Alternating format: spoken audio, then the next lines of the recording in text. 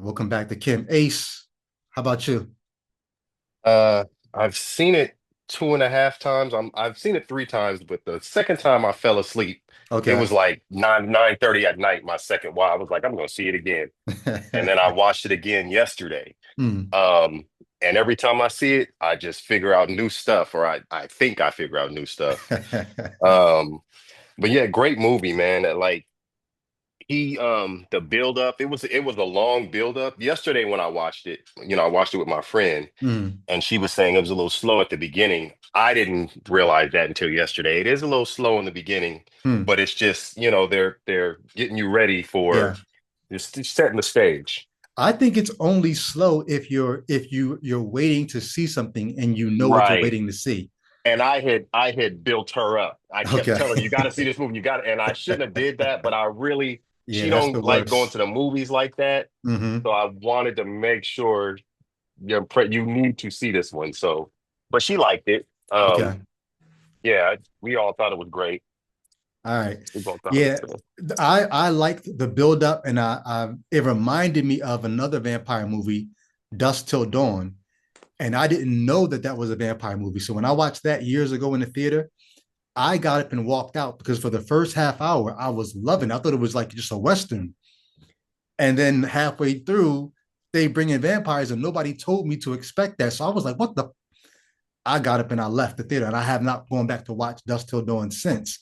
Now I might because I like what they did in Sinners. But David, just your overall thoughts of the movie before we get into any of the details.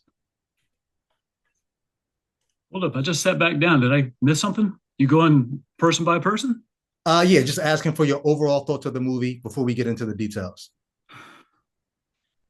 It was amazing. I put on the Patreon chat HFS, and I thought it's something I didn't even have the capacity to have an immediate response to. I just Hmm. kind of had to sit and let it sink in for a while. Wow. I mean, I did.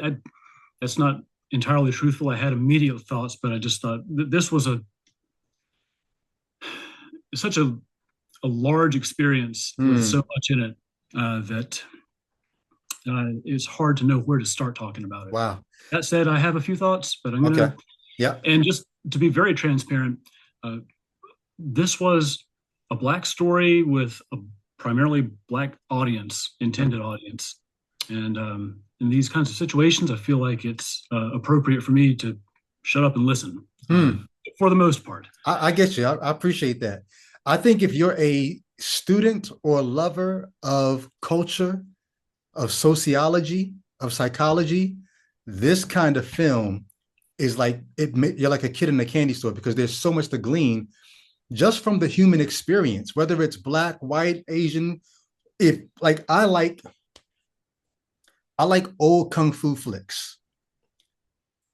I especially like the ones that they bring history into the film. So whenever they have China and Japan, that story of imperialism in the background, I love it because it just says something about this is the human story. However they're dramatizing it, they're telling you something about how humanity has dealt with one another. And so I think just from a sociological standpoint, I think black, white, no matter where you are, I appreciate what you said, David, in terms of maybe I just need to listen first before I chime right in. Um, but I would like us to give each other leeway and license to speak just as humans, as open hearted humans, as sociologists, as former Christians. And then we can deal with any of the raw stuff that comes in the American experience of being black versus being white and all that. But so yeah, I appreciate that. Let's move ahead on that note. Any other opening thoughts, even from those who have not seen it, because I didn't call on those who haven't seen it for this part. Any opening thoughts before we start diving in? Oh, one thing, I actually, oh, I'm sorry. Go ahead, I brought Marissa. I brought my wife into the conversation too. Okay. We saw the movie together, so I don't know if you wanted to maybe hear her perspective too. Yep. Just your overall take before we dive into any specifics. And what's your wife's Hi, name? Imani. Imani. Okay, good to meet you. Hi. Okay. So, uh, my overall thoughts. Well, I guess a little bit of background about me because no one here knows me, so I should probably give a little bit of background about myself. Well, just so you know, most So, of us don't know each other other than seeing each other's screen names. I know oh, okay. Well, I feel like I should just give a little bit of background about me because I do have a bit of a unique perspective on different things as I do. So I'll make it really quick. So first, I a black and Muslim, right? I'm Afro Latina, I'm Muslim. I have witchcraft, right? Like Santeria, there's like Yoruba like practitioners in my family, right? So I am like familiar with what some of the stuff that Annie talks about and does. Like I have that familiarity in my family as well. And I also studied philosophy and I'm really into like horror films and I've been watching them since I was very young. So with all that being said, my opinion of the film was first of all very fun, right? Pretty sure that's like the first thing everyone can think about. It was a very fun film. There Hmm. was a lot to it. Philosophically, there's so many things to glean about it. Um, there's so much to look at it from like just the music standpoint. If you look at that, or the lighting, or the way like different things are shot, right? There's just so many different things that really can be discussed and dissected throughout the film. It's very, very interesting. I don't think there's really usually in a lot of films, there's always like a couple scenes that I'm like, okay, this is kind of boring. Pick up the pace, pick up the pace. But I didn't find that in this movie that I've had any scene where I felt that it was boring and pick up the pace, pick up the pace. Even the slow ones, they felt like I don't know if you've ever seen Spirited Away, Studio Ghibli, and there's like that scene on the train that everyone knows about. It felt like when they had those scenes like that when they had like quiet scenes where you're just seeing the ambiance and everything, it reminded me of that scene in that movie where you just needed that, right? You needed that breath. Oh my god, you know what I'm talking about? You just needed the time to breathe, right? That's Okay. exactly what I needed. Um, yeah, so that was like my take on that, and I just have there's like I said, there's a lot to say. So Okay. yeah. But yeah, so I'll leave it at that. But I think it was really good. Good stuff. Yeah, I don't think I shared yet. I've thoroughly enjoyed it, and sort of like you, Elvis. I think I had the opposite reaction from you because whenever a movie comes out, if there's anything to detract from it, somebody's going to say it. And I was listening for the detractors of this film, and there were none. Matter of fact, the only detractors were people who were saying things like, for an independent film or whatever, like it did okay at the box office or something like that. It was all this external stuff, no internal critiques that would make me say, "Oh, I better watch out for that." And so that made me say, "Damn, if they don't, if the haters can't find anything to hate, this actually might mean something." And I had my, ladies and gentlemen, we have a special guest coming into the chat. Welcome, Albert Kim. Oh, snap. Yes, uh, we haven't seen Al in a good minute, so as soon as his camera comes through, we can bask in the glory. You, what's up, man? Going on, There you go. everybody? Hey, Albert. Hey, David, how's Hey, it going? Albert. Yeah, Michael? folks are glad to see you, bro. We're just going around giving our opening take on what do we think about the movie overall, and I'm saying I thoroughly enjoyed the movie from the, like I said, the cultural, sociological, the historical standpoint. I don't really do horror flicks, even though I loved Walking Dead, but I only liked Walking Dead for the sociology that they brought out. They brought out this idea of what happens when society breaks down, when there's no Mhm. 911 to call and the rules that you used to live by don't apply anymore. What happens when you got to group up with other people and figure out what your morality is going to be versus some other group? So I liked Walking Dead for the sociology. Same reason why I was able to sit with the vampire idea in this film. But Al, did you see the movie? I did. Your overall take before we get into any of the specifics. Overall take, I really enjoyed it. I didn't know what to expect. I went into it thinking that they were going to be some kind of demon-possessed beings. The whole vampire thing was, Okay. but overall, yeah, I thought you know, they do a great job giving a lot of storytelling around the characters. And then I think seeing how each one develops and then how they get to that kind of dramatic change and climax I think was excellent. I Yeah. thoroughly enjoyed it. So Good stuff. yeah. Kim, go ahead. You wanted to jump in? Yeah, I did. I just wanted to follow up on Amani's comment that um, I feel like the beginning people might not have liked it, felt that it was slow because there was like a lot of foreboding. Mm-hmm. And so for me, this was a very literary film. I like literature, and I immediately thought of, well, not immediately, but later on thought of like William Faulkner and a lot of like the Southern kind of, there's a lot of literary elements. So I think a part of that build up that's real slow and or if people feel it's slow, I think it's literary. There's a lot of foreboding, a lot of like literary pieces in there. So that was my thought. All right. So let's start with the beginning. They bring us into Sammy pulling up in the old Studebaker, whatever the kind of car it was. He gets out clutching what's left of his guitar. He walks into the church, and I didn't know what was about to happen. I thought he was the vampire coming into the church. I don't know. My mind just went very stereotypical. I thought he was going to walk in and there was going to be some kind of like power struggle with the demons that he was fighting, and then the church, the preacher was going to cast them out. But like you said, this was foreboding. They were showing you, we're almost at the conclusion, but now we're going to go back. What did you guys think of? And you can go as deep into the movie as you want with this question. What did you think of the depiction of the church overall, be it the church, Christianity, spiritual power, specifically as it relates to Christianity? What did you think of the depiction of Christianity in the film? How was it? What kind of character was Christianity in the film for you? The whole film or just the beginning? The whole film. You can go as deep as you want with this question in particular. And let me add this too. Part of the reason why I wanted to do this movie was I saw how offended the church was by it. And that made me say there must be something for us to talk about here.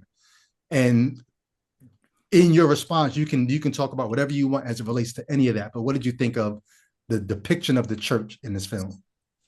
It definitely equated it to slavery and white supremacy. Okay.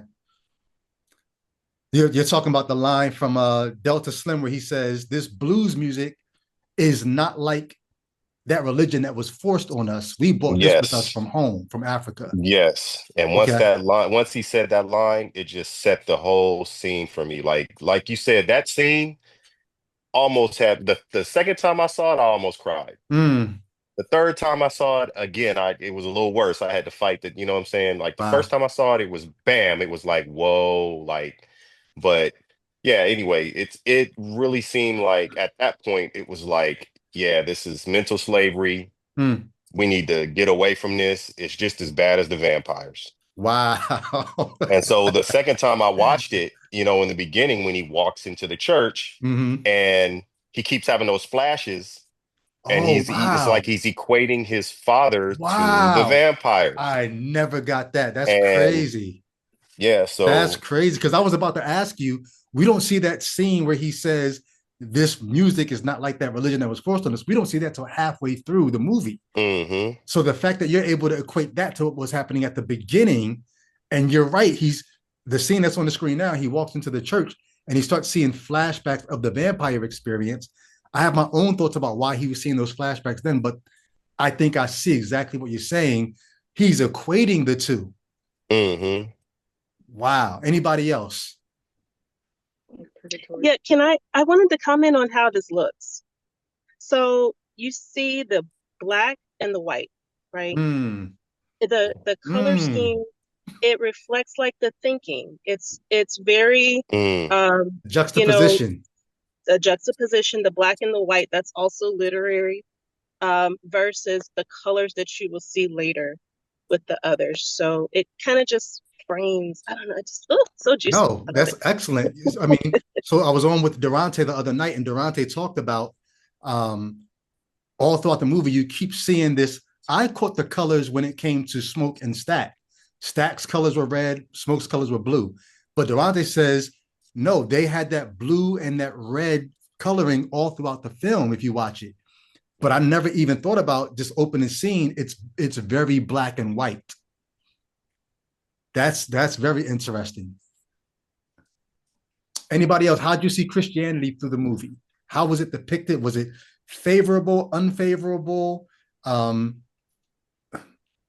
I personally found it to I thought like it was kind of like purgatory how Christianity was throughout the film. Like it was neither like good nor bad. Like, hmm, you know what I mean? Like I felt it was very purgatory-ish because some people get like in the film, some of the characters in the film, like obviously the churchgoers and everything, they found unity and they found something of value and in the religion, right? And then there are yeah, other people that did not, and then there's various characters all in between.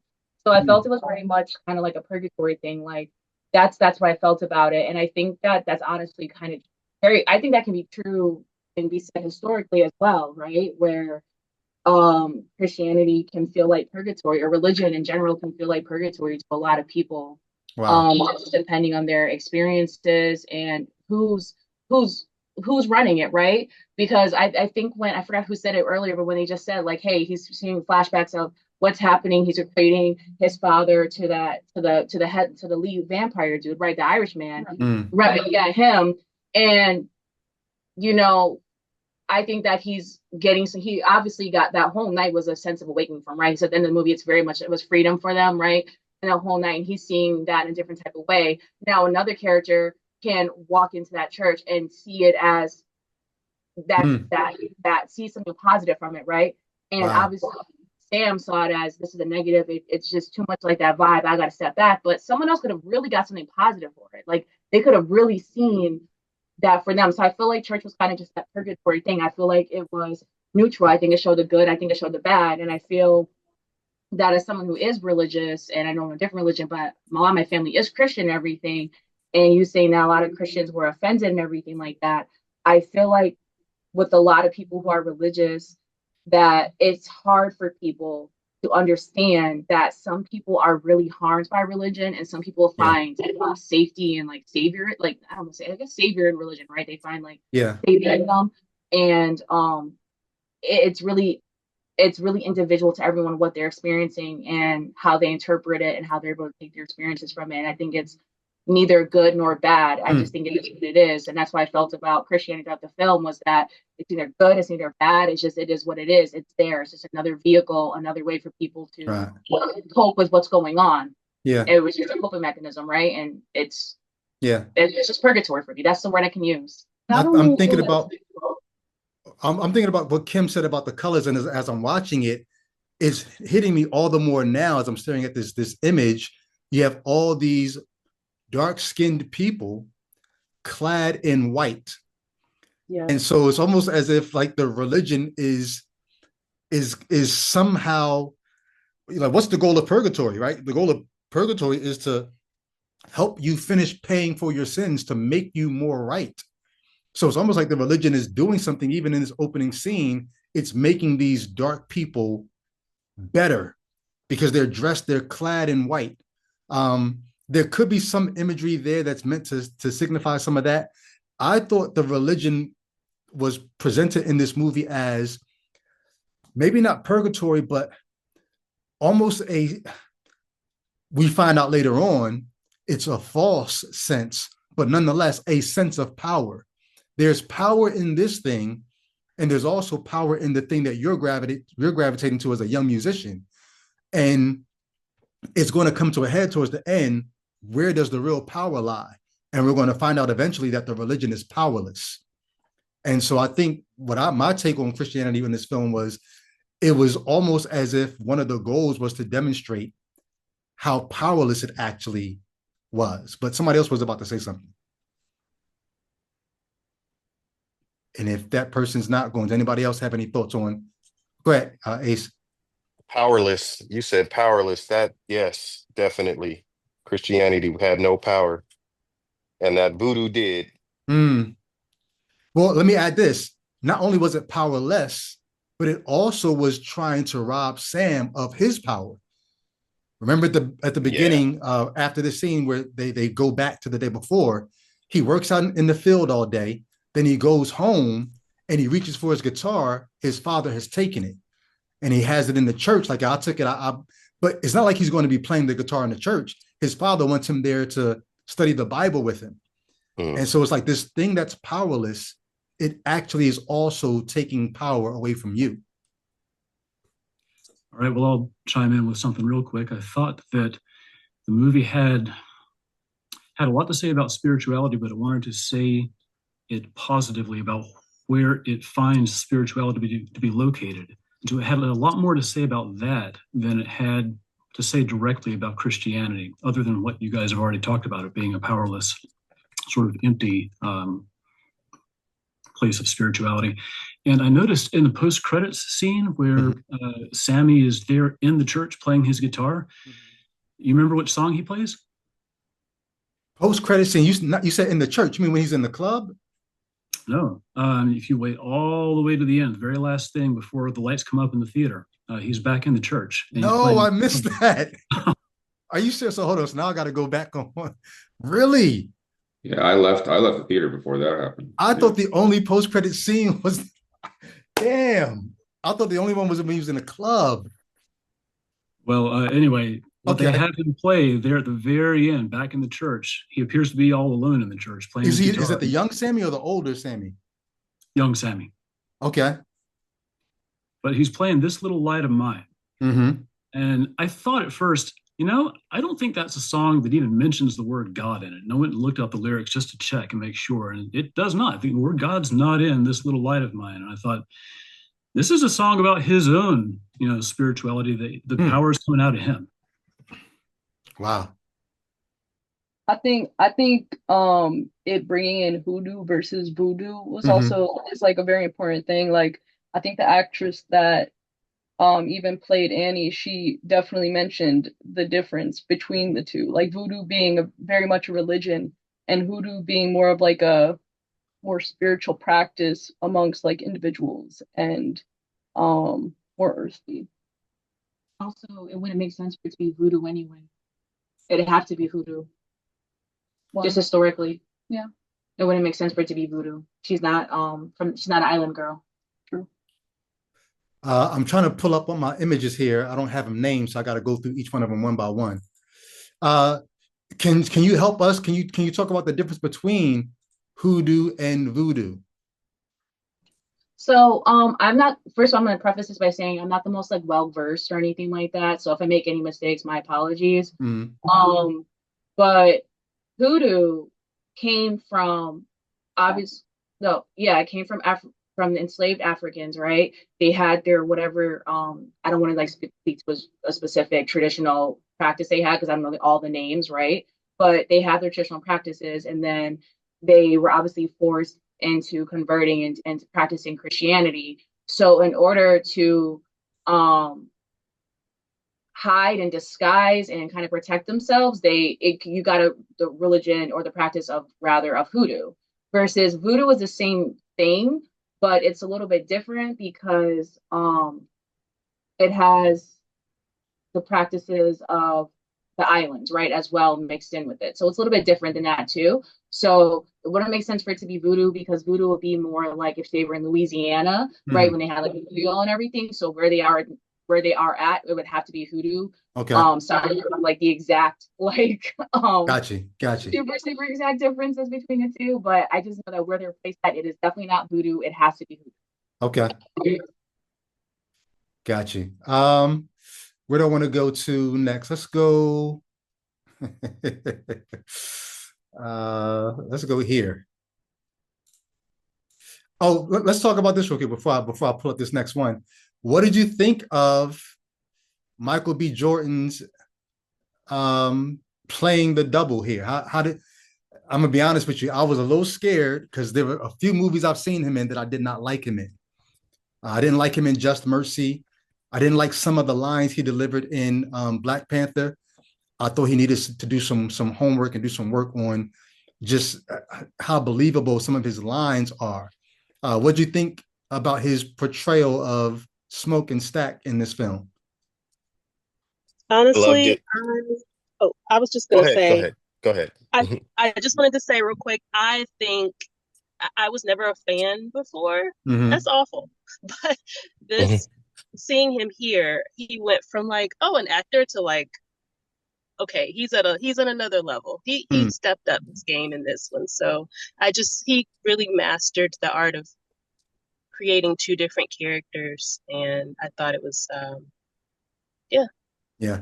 he went to another level. David, you're about to chime in? Just agreeing. I thought when Yeah. you and Durante covered all this, you said everything that I would Mhm. want someone to cover. So yeah. Okay. Sorry if everyone in the Zoom missed that previous one. It was a great breakdown of the movie. Mm. Mo? I loved it, and okay, so the way he acted both characters was great. You could tell they were different, two different people, but they were still. I have twins. I raised two twins, and it's like you think twins are the same person, but they're two different, totally different people. Mm. But they're still two peas in a pod, and Hmm. that's what it was. But as I'm watching it, when they first stepped on the scene, it felt like they weren't real. Mm. And that's why I had made that comment about them being two parts of Preacher Boy, because it seemed Mm. like they were like abstract things, like Interesting. yeah, like they just were. I don't know. It was If just anybody who weird. missed it, when me and Durante did the live the other night, Mo made a comment saying, what if Smoke and Stack, the two twins, were really just projections of Preacher Boy, basically two different Mm, sides of his consciousness. And that sort of went to Durante's comment about he tied it into W.E.B. Du Bois, who had this idea of the double consciousness of African Americans being both African and American gives the black person in America two different senses of consciousness, which is weird to me because I'm right now doing a study on split brain persons. mm, I don't know if you all have ever studied split brain people. And they say it's sort of like when you see Siamese twins and you see people who are conjoined, but they have their own brains, their own hearts, their own a split brain person, they say it's almost like having Siamese twins in one person. And so I'm thinking about that as I'm thinking about the boys' double consciousness. And then so your comment, Mo, about you know, a Smoke and Stack mm, being two different projections, all from Preacher Boy. I'm like, damn, that would make this really trippy. Like, I need to take mhm. some edibles and sit back and watch this joint again with that in mind. That's crazy. Mhm. Any other thoughts on the portrayal from Michael B. Jordan? I thought he killed it. Yeah, I'm waiting for him to get an Oscar role because I think he would definitely live up to it. You don't think this one is an Oscar nod? Yeah, but you know how this goes, bro. You talk about the Oscars so white. Yeah, yeah. I don't think they'll fully understand, you know, Hmm. and maybe it wasn't enough depth. They might want him to Yeah. dig in a little more with a bigger role. Well, there was depth if you take them as one character, right? I think that Yeah, whole yeah. split part, yeah, I think that's what's really interesting. Like Hmm. how would they actually interpret, or what would be kind of the input for kind of an Mm, Oscar criteria? And it's like Mm. this might kind of just throw it like it's kind of wild. It's like maybe they don't know what to do with it. hmm. Well, yeah, I mean, Yeah, maybe it would be a good unfair advantage. Like the fact that you played these two roles, maybe that makes you more worthy. Like, damn, you did two movies in one, basically. right. Does anybody know like if an actor plays a double, do they get like double compensation? Because you really are playing two different characters. I can't think of any. Yeah. Can't they just give him like some best supporting actor? Because I mean, he was a supporting actor in this film. The main character is Sam, and I feel like he could Right. be nominated for that, and that will be good enough. He's not playing a supporting actor, and then the main character, he's only Mm. playing a support. He's playing two supporting actors, so I feel like that could be a solution. I struggle with saying Sammy's the main character. I do think he is the key protagonist, but the fact that you have Stack alive at the end, like I don't know. I think the twin story is could battle Mhm. Sammy as main character here. Here's the thing. It's a little, it's unclear, Mm. actually. Yeah, I think that's what makes it really interesting. And I think to Marissa's point, like, we don't, like, if you kill off the twin and then now you're left with Sammy and, uh, I once again, it's like, how do they compute? How are they going to compute with this? Yeah, And I think that makes a very interesting kind of right. algebra, So in the terms of, argument can be made. Durante did this, and we went back and forth about it. He said Sammy's got to be the main character because the film starts with him. You see him walking into the church, and now, thanks to David, I now know there's a scene at the very end where you end with Sammy as well. So maybe that makes him like the argument for him as being main character even stronger. But I'm like, no, it actually didn't start with Sammy walking into the church. It started with this monologue about the power of music and culture. And so I could make the argument that I think the main character in this film is actually Black culture or the power of culture or legacy, something along those lines. And you can say, no, that's just the theme. But I would argue, especially a lot of what we're going to talk it's a about in a minute. spirit. It's a spirit, Brady. You're Yeah. talking about a Well, spirit. and I think they rode that. Like they were not. Yeah. And this is the thing. So I have this sort of back and forth with people who they deconvert from Christianity and then they go into spiritualism or animism or something from African ancestry type stuff. And I think to the writers of this movie, I don't think that they like us as deconverts. We kind of stay away from all the spiritual kind of talk. But I think the writers of this movie would not have shirked away from saying, no, I do think like there's something spiritual going on here. So for them, they might embrace that.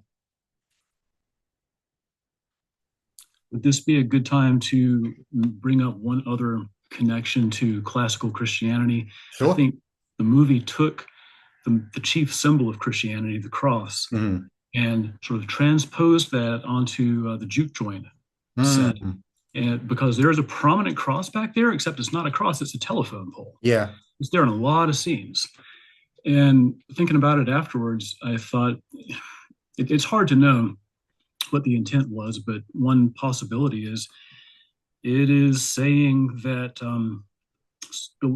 the locus of spirituality is in sort of the voice of the community that gets carried, through the telephone Yeah. and in other, and in music and things like that. But spirituality is not in the symbol; it's in what passes through it. The connections between the people in the community. Wow. And so the telephone pole as a cross kind of works again as a symbol of spirituality, just not the old spirituality. This is why I love this because I would have never thought to make that connection. That's crazy. I like it. Yeah. Any thoughts about this scene here? If not, we can kind of skirt past it, but I thought this was a nice way to set up what was going on to have this guy come through. You don't know he's associated with the Ku Klux Klan, even though they sort of sniff it out. Like they tell him, look, after we buy this building from you, you're not getting another dime from us. And if we see you or your Klan buddies, and he says, hey, the Klan's, been disassembled. And then you find out later on, they were right on target by making their warning, don't come back here with that Klan stuff because we're not having it. Any thoughts on this scene here? And this is the first time you see the difference in the personalities between Smoke and Stack, because Right. one is ready to like get to the guns right away. The other one's like, no, we're businessmen. We're not about that. We're businessmen. And so, like you said, even though they're twins, they're not the same person. Yeah, this scene made me remember the G.I. Joe Cobra twins. If anybody's that old as me, Yeah, I remember. Tomax Yeah. and Zomot. Yeah. That's what because one would talk and the other one would finish, and that's when they did that little thing, and I'm like, Wow. That was a great reference. yeah. You I, took I Bill hadn't all the thought way I way hadn't thought back of with those. that. I had not thought of those characters actually for years until you just brought them up. So that's Sorry, great. I loved G.I. Joe when I was a kid. I had the toys and they immediately like that's what I thought of. All right. Okay, so for extra credit, who was their boss? Cobra Commander? No? Like the mid-level boss, just above Okay. Tomax and Zaymot. Got Okay, me. Zartan, right? Am I that big a nerd? Was it Did I get it? Zartan? Wait, no, Zartan Zartan. had the dreadnoughts. I thought it was him and never mind. We're going way off. We're going off. But, yeah, Y'all gonna wow, make me flash go that fast. find G.I. Joe and Yeah, rewatch don't get me it again. started, man. I know it. Yeah, I don't think so. Yeah, he had the dreadnoughts, and I had their little boat thing, and yeah, let's not stick There's to the not much movie. we need to say about this, but I definitely want to give a shout out. If you don't know who Saul Williams is, the guy who played the father is a spoken Mhm. word artist named Saul Williams, who's one of the greatest spoken word artists ever. And David, I know you play around with words. Are you familiar with Saul Williams? Not enough. I mean, I know who you mean, but I don't really know his work. Yeah, I mean, phenomenal. Back in the days of like Deaf Poetry Jam, he came from that world. He's got a book out. I think what the name of his book, probably more than one, but at least one book of poetry. Just incredible. But he played the father here, so I just wanted to give a shout out to Saul Williams on that. What imagery, symbolism? They go to their truck, which they had hidden off in the side of the road. And as soon as they go to the truck, they pull back the curtain, and there is a rattlesnake or whatever kind of snake that is. I'm not Matt Dillahunty, so I can't tell you. Uh, Mm. what did you think of this scene here? Did you catch anything from the scene?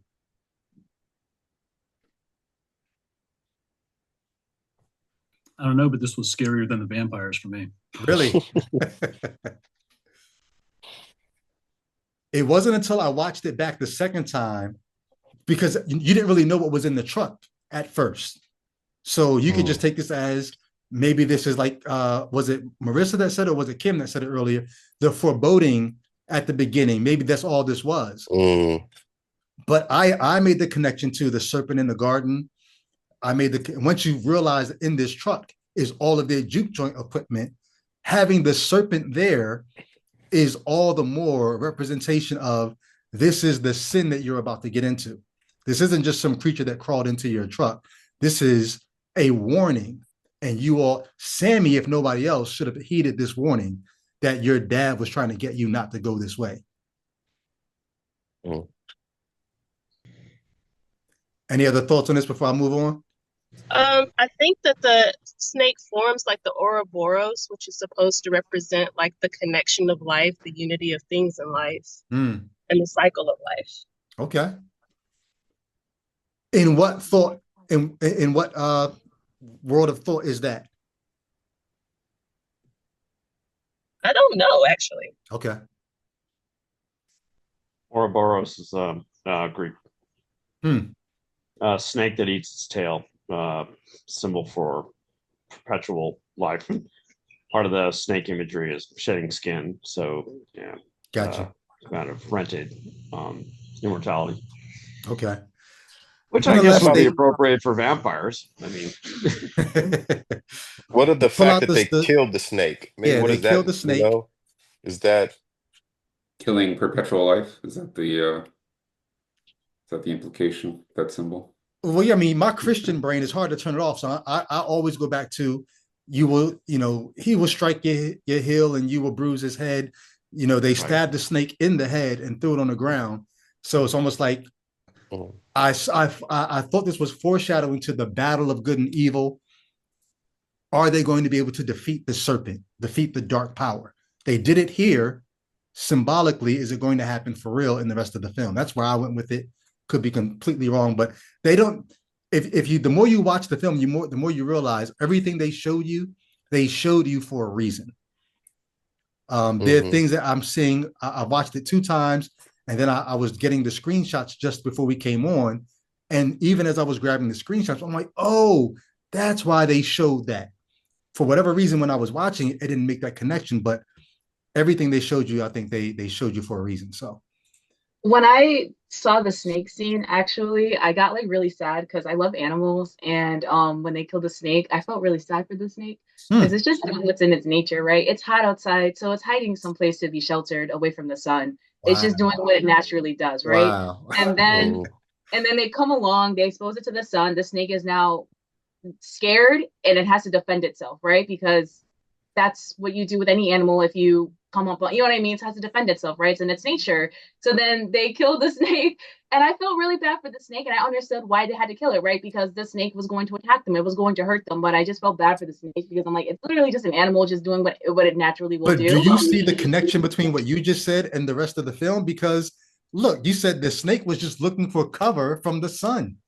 Yeah, I mean, Isn't I that what do see it. vampires do? I understand completely the thing there, but I mean, it's a snake at the end of the day. It's not a vampire itself. It's not, it's just doing what it does in nature and everything, right? It was hiding from the sun. It was But just the vampire would that's say, what the that's all snake I'm does. doing.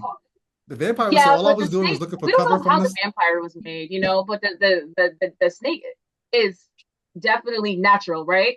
The vampire, we don't know what it was. It could have been anything. He doesn't say how he was made. He just said that I was made in all those years ago. We have no idea how this. Where do you make that break between the supernatural?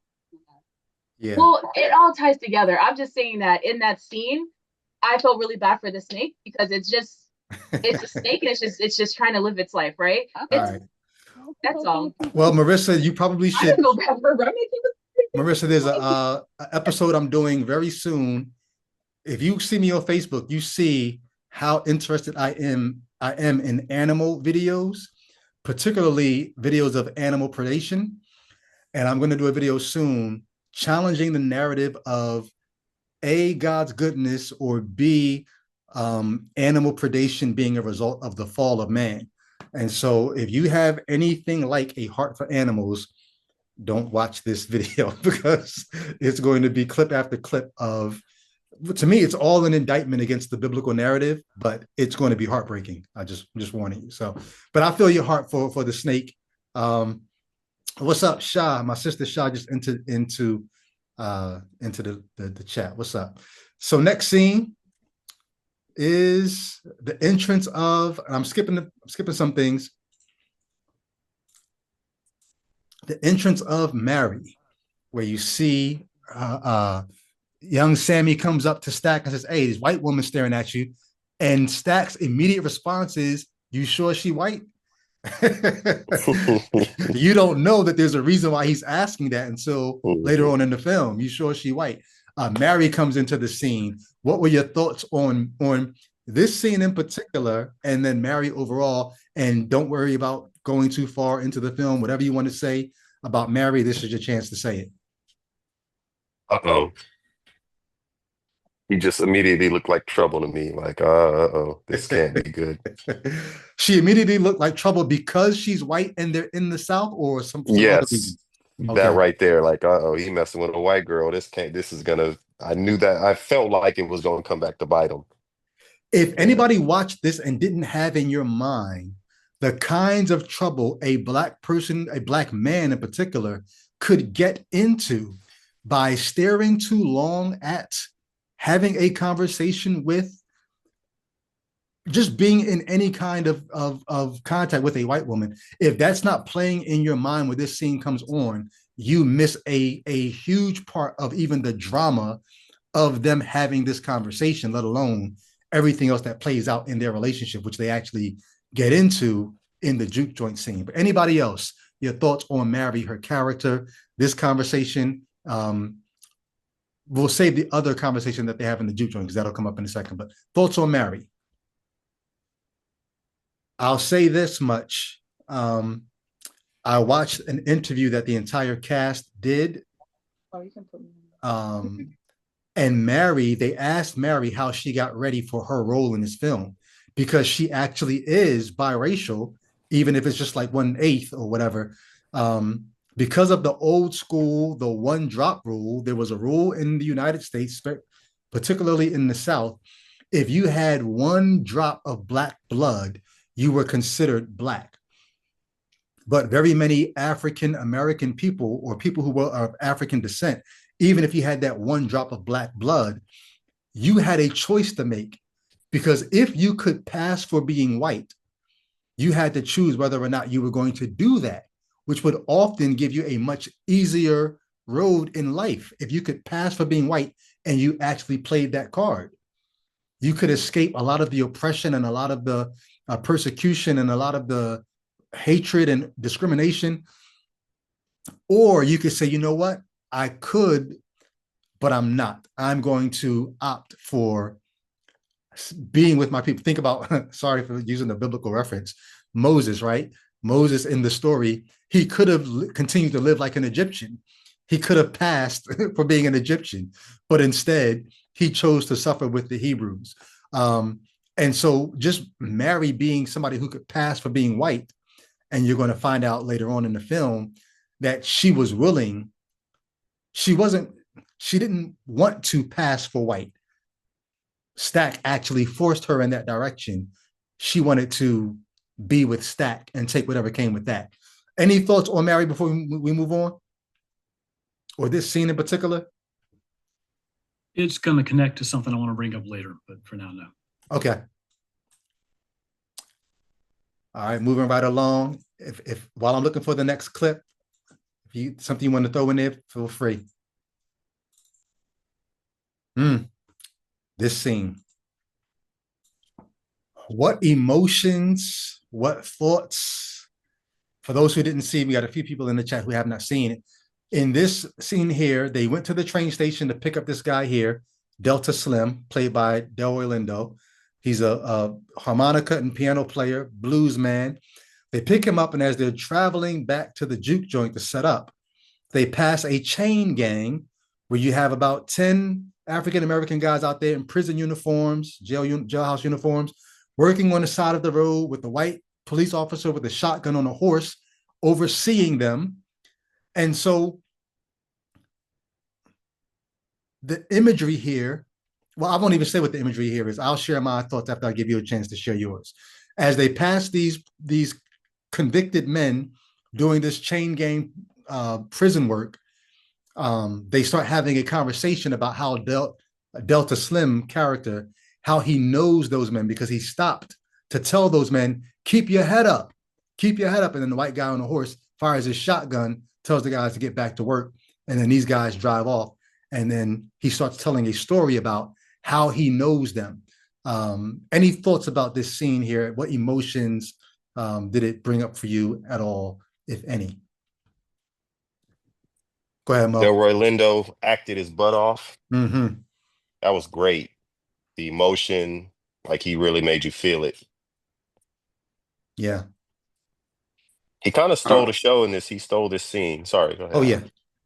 No, I was going to say a quick point. Even just the way Delta Slim, when Sammy, he first meets Sammy, and then he's like, "Oh, you're a blues guy," and he was kind of like laughing at the idea. Yeah.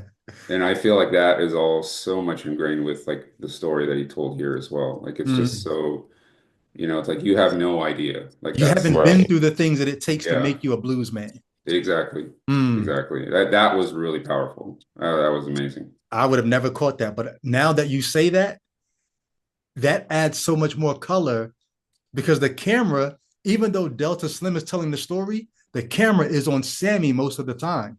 Like there's another clip I would have taken as the screenshot for this conversation, but I wanted one with all three of them in. But it was hard to get it because for most of this scene, you see a fuzzy, distorted Delroy Lindo talking, and the camera is focused on Sammy, the young guy in the back seat. As he's realizing, as Delta Slim's telling the story, he's realizing, Albert, of everything that you're saying, like, damn, I don't know any of this shit. Like, I don't, what they go through, what they went through. Because the story, for those who haven't seen it, is Delroy Lindo's talking about how they were musicians and they got arrested for loitering. At this time, if you're a black man in the South, slavery has ended, 30 years ago, whatever. But these whites in the South are looking at their economy just ebbing away because now they don't have field hands anymore. So what they did was they came up with the black codes. These were codes where they could arrest black people for anything whatsoever and put them in prison and then use them as slave labor because they're prisoners.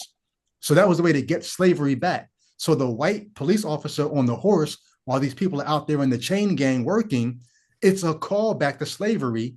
And the white guy on the horse is the overseer. And think about KRS-One. If you know anything about hip hop, he's got a song called Black Cop. And he talks about officer, overseer. He's saying the words sound so similar because there's a historical connection between officer and overseer. But then as Delroy Lindo tells the story, they're arrested. The police officers know that they're musicians, so they start using them, taking them as arrested men to these big, rich white houses so that they could play music for these white folks. And the guys actually made money that way. And then one of the guys takes the money that he made, pulls it out of his pocket at the wrong place at the wrong time. White people see him with that money and make up a story about him having robbed and hurt somebody to get it. And they lynched him. And Sammy's sitting in the back seat hearing all this, thinking, like, I don't know anything about any of this. It doesn't cost me a thing to play my guitar. It costs these guys everything to play the music that they play. So I'm sorry to have gone so long, but Albert, I would have never even made that connection. But now in light of that, it stands out all the more. So here's a second connection that I make when he introduces Sammy at the club. To Yes, me, I yes. haven't teased out all of it metaphorically or symbolically, but to me, I was like, oh, that it's kind of like a baptism right there. Like it's almost like he's passed the torch. It's a little bit like when what's that poet? Ginsberg. He heard Bob Dylan for the first time, right? And it's like he when he heard his lyrics, he just wept, right? And it's like Bob Dylan didn't experience the Dust Bowl. Right? He didn't experience, like he was like the 20-year-old kid, right? So it's like in that similar way, it's like that kind of passing on, this kind of baptism, passing on kind of thing. I felt it was the same. Well, tie into that, Albert. I thought you were going to say this because this ties into what you're saying even more. When he introduced Sammy at the juke joint, what did he do? Sammy started playing, and he stopped and he said, "Wait! Tell them who you are." Right. Yes. Tell them right. your story. Like, this is not just music. You've got to have a story. And so he made Sammy tell him his story, tell the people that his story first, then you can play. Any other thoughts here? Oh, go ahead. Marissa? I was just gonna say he was probably one of my favorite characters of the whole film. I took the picture off, but you're still there. You're good. Yeah, keep going. Oh, you're talking to your wife. I'm sorry. No, it's cool. I'm just getting really emotional when I think about his character as a whole. Through this film.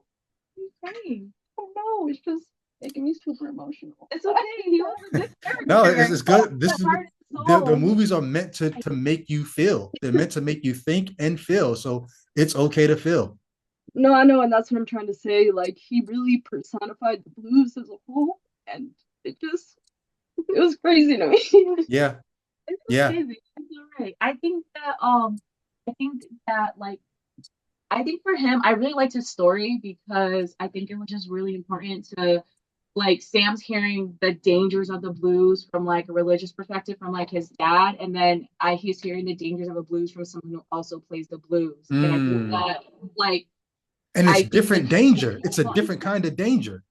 Yes, I think that's really, really important. So at the end, when Sam takes, he always has agency in the entire film, right? But when he decides that I'm here, I see you, I hear you, thank you, and then he goes on to be a blues player and he makes music. I think that that's extra important because like obviously supernatural stuff aside, but like he went through a very, you know what I'm saying? Like he understands fully exactly what music can do, and he understands that power, and he decides that he's going to do something very positive with it in the memory of everyone of that night and everything that happened. So I think that this sets the tone of the film, like more than I think than obviously the religious stuff with his father sets the tone, but I think for me personally, this sets the tone of the movie way more than the religious stuff does. Is the actual danger, because the religious stuff can be, you can talk it up and you can talk your way through it. You can believe or not believe, but this is someone telling you their real story. And here's the proof: goes on the yard. They honk, they know they're cheering for him. The cops the police have to go boom, boom, boom in the sky to make sure they drive off because they're real proof right there. So I feel like that is more. Wow. He's the more the core. His character is more of the core. Yeah. Than the religious stuff aside is the real impact. Yeah. Sorry to speak for my wife here, but that's what I got from it. No, all good. All good. We kind of touched on this already, But anything else needs to be said about this scene here where he goes to see Annie um, under the guise of, we want you to cook tonight, but she calls his bluff, like, why are you really here? And he has to tell, like, no, I still love you, I miss you, all that. But in this scene, they have this conversation about whether or not there's power in her hoodoo. You know, she says, you know, I kept you safe this whole time. He says, look, all that hoodoo stuff you're talking, that don't mean nothing. You know, I've been around the world. I've seen this, that, and third. I ain't seen no magic. I ain't seen no potions. I ain't seen no hoodoo. And she says, well, how do you know all that time you spent out there in war and traveling? You're back here in front of me with two arms, two legs, two eyes. How do you know it's not my hoodoo that kept you safe this entire time? And he stops to consider it. I had a bunch of thoughts about. I shared this when I was talking with Durante, but before I go into it, what were your thoughts about this scene as she's trying to make the case? You don't know if my hoodoo worked or not, but he's certain that it hadn't. Yet he's still wearing the mojo bag that she gave him. He's still wearing it around his neck. What were your thoughts about this scene here? So I want to talk. Well, this is actually really good, but I think I want to bring it back to before we even see her and when he's driving up to the grave. Yes. And we can see it there. I saw the grave and I saw the offerings there, and I was like, interesting. I wonder if there's like some witchcraft or something at play here, because that doesn't seem like typical offerings that people typically use at graves. Those, from my experience, seeing my family members and everything. So when she comes out and it's her, and I remember her because I loved her in Lovecraft Country, and I loved her in Loki, right? So I was like, oh, I was excited. That's my girl. So I was like, okay, it's her, cool. And then I'm hearing the conversation and hearing how things go, and she's making a case of, like you said, hey, how do you know it's voodoo and not, why can you say it's not that? Like, how do you know it's not me, not something else? And I think that this is a really good way to just set up their relationship and talk about what they have without exactly spelling it out to the audience, right? And then also I think it's a really good way to also bring up another religious practice that is really important to the Black community, whether people want to acknowledge it or not. Hoodoo is in our, that's something that we do, right? It is something that we all practice. Whether people want to admit it to it or not, especially if they're like from the South, right? So I think that it was just a really good way to just show that she had this level of maturity in her, and that may or may not come from a practice. But I just feel like this was just a really good intro scene for this character, for Annie herself, and also Hoodoo. I just think it was a really good intro for both of those that concept of play. I can't relate because being African American, I don't know anyone. Maybe I do know people who practice hoodoo in different ways if they say certain things, but I think what Christianity has done for many African Americans is it's so demonized anything like that I would have stayed so far away from it. Even if I had a relative who talked about chicken bones or something like that, I would have just no, that's demonic. I wouldn't. So maybe it is part of Black culture, but it's not part of a Black culture that I would recognize because I was kept so far away. And I have people, my father's family are from, not just from, still in Alabama, deep in the country of Alabama. I go down there once every couple of years. And even they are so Christian, you would never hear anything hoodoo or anything like that from any of them. And this is an interesting tie-in. I said this the other night. There's a story of Robert Johnson, who's this blues player. Many people, even the Beatles, would say, we got our guitar playing, we got our rock and roll, we got it all from Robert Johnson. But the story about Robert Johnson is he, quote unquote, met the devil at the crossroads, and in exchange for his guitar playing skills, he sold his soul to the devil. And I was watching Ryan Coogler give an interview about this movie. He says, no, actually, the original story was not Robert Johnson selling his soul to the devil. It was Robert Johnson selling his soul to, and it was the name of some African god, something that starts with a P. I forget the name of it. but the story got changed to the devil. Did you tell them the name of the god? Say again? Probably Legba. Papa Legba, yeah. Yes. It's Yes, Legba. Yep, exactly. I've heard that name. Yeah, Legba's the god of the crossroads, wisdom. It's kind of like an Odin-like figure if you think about it. Say the name again. Applies, though. Can you say the name again? Legba. Type it in the chat. Papa and then Legba. Okay, got you. That's exactly what it was. And so, but what happens is in this country, those kinds of stories get retold in Christian vernacular. And so you have this idea of this spirit being or this God or whatever, and you say, oh no, that's got to be the devil. So now that story becomes not Papa Legba, it becomes the devil. And that's sort of what I'm saying about whatever the history, the rituals, the mythology, the ancestral narratives are, they all get retold in this new vernacular and it gets demonized. And so not that I would believe any of it, but I don't even know a lot of the stories from my people because a lot of it has been demonized. But go ahead, Marissa, I see you unmuted.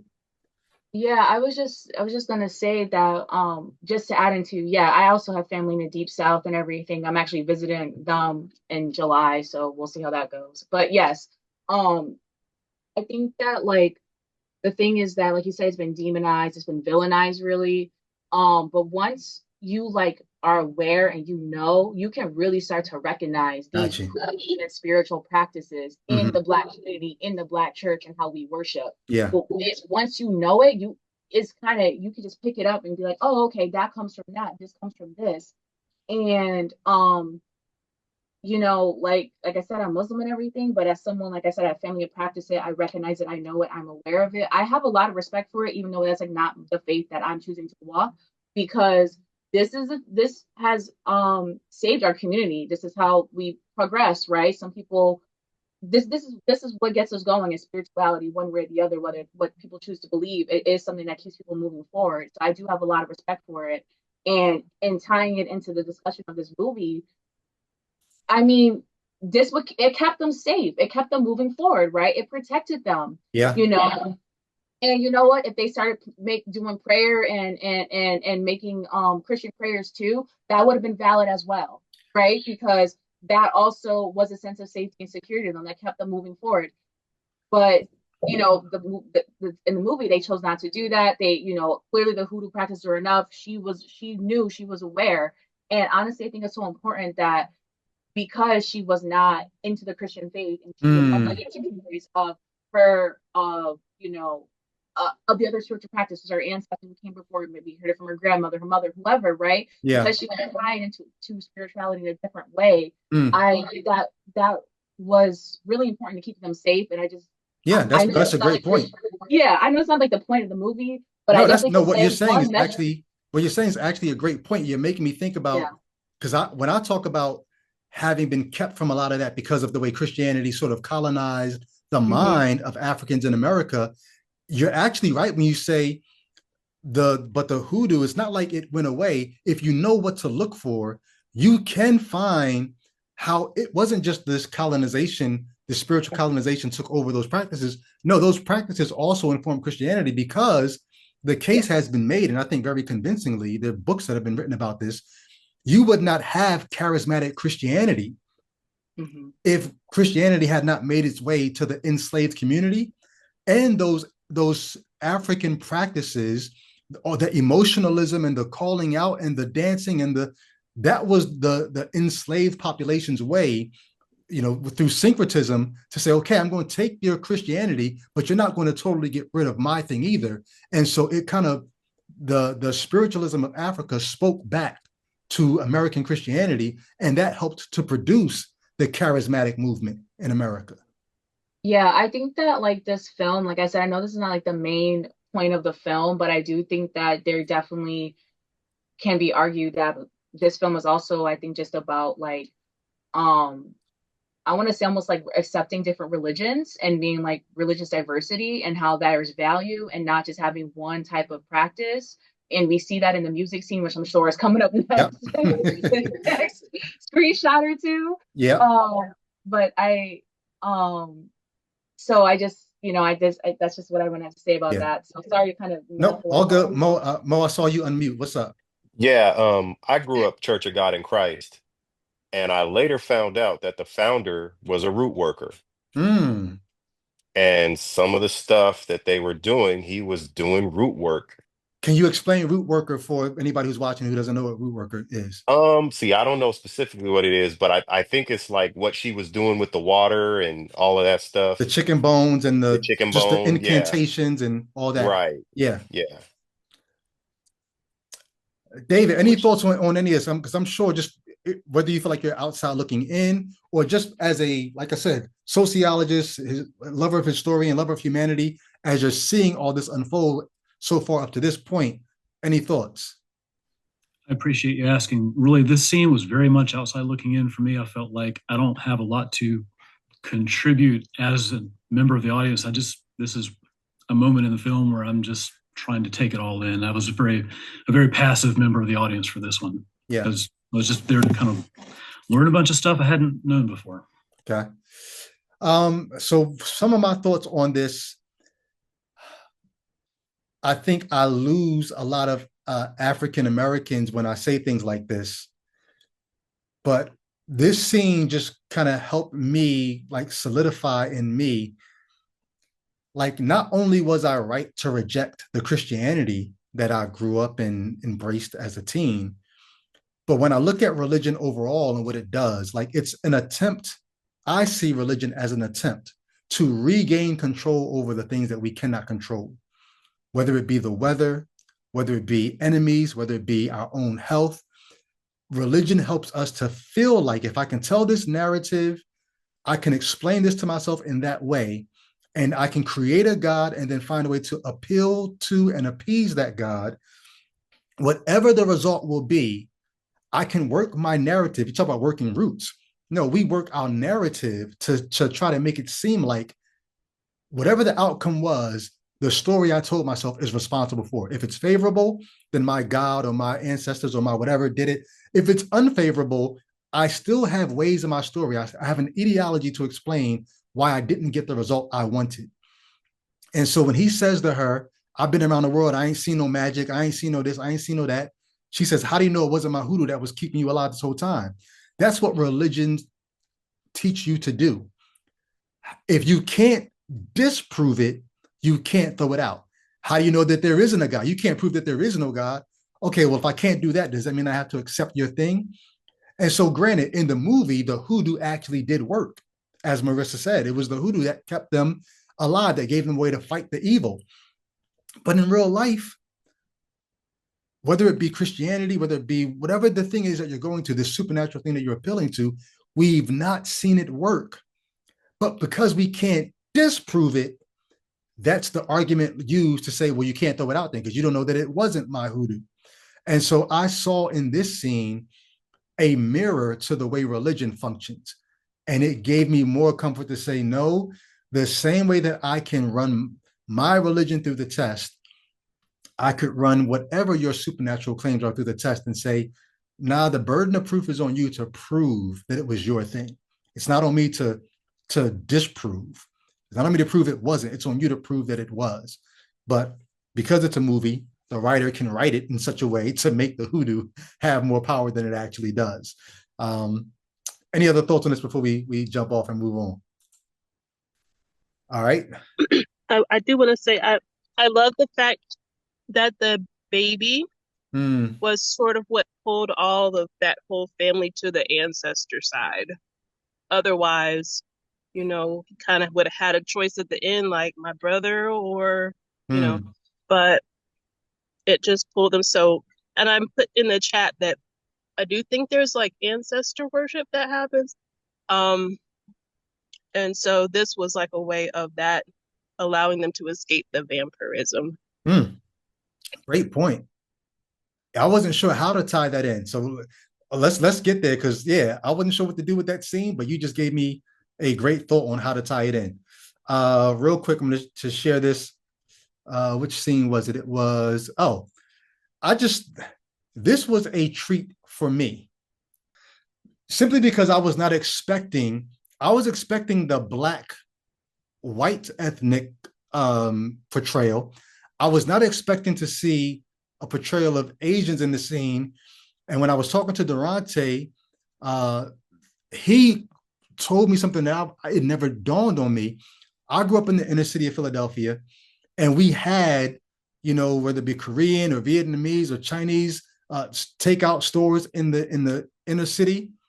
And as far as I remember, the owners of these stores were not members of the community. They just had stores in the community. And I couldn't fathom that had you gone down to the southern part of the United States, especially back during these times, you would have been able to find convenience stores in neighborhoods that were not Asian, yet still operated by Asians. And Devontae said, no, that's how it was for us growing up in the South. And then somebody else I was watching, somebody did a podcast about this movie, and they said, no, historically in the South, this is how it was. So for me, it was sort of a treat just to see this inclusion, but this was not some sort of forced portrayal. This was actually a reflection of how life was.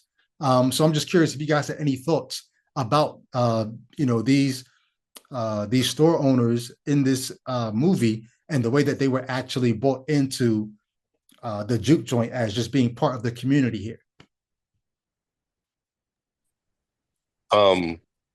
I noticed that one side of the street was Yes. the white side, and Yes. one side of the street was the black side, and they have stores on both sides. Yep. And that tripped me out. Like they moved in between each society. Like they were cool over there and they're cool over here, almost like they're a link. Mm. Yeah. So go ahead, David. I was just going to say, I personally liked how colorful they were in terms of part of the story. The only thing that I could remember, right, like this in a film is, do the right thing. Right? And in that film, it's like, they didn't get a lot of airtime, the Asians at that, in that film. So no dig at Spike Lee at all, but it was really kind of nice to see how this interaction, how they were integrated into kind of the society here. Yeah, was really good. David. I like that they actually showed the Chinese family, because like a lot of people don't know that like Chinese people were a big part of like the South, and even just big part of like this side of the world in general. Like they were really big in like certain countries in like Central and South America, right, and in the Caribbean as well.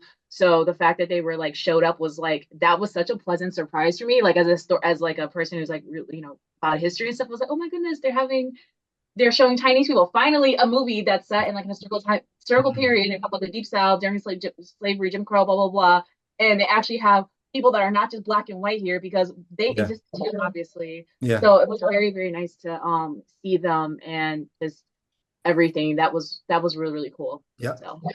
David. I just thought there was a masterful little bit of filmmaking here, where later in the movie, the fate of the daughter of this couple is of great concern to the mother, and they don't just tell you, hey, this couple has a child. They briefly make her the point of view character in what I think is a continuous kind of unbroken shot of her crossing over to get her mother from the other side of the street in the store over there, saying, hey, dad needs you over here. So we get a little introduction to like who this child is that we should be worried about later on. Just the scene itself is just beautifully shot, and it's a good use of just that little moment.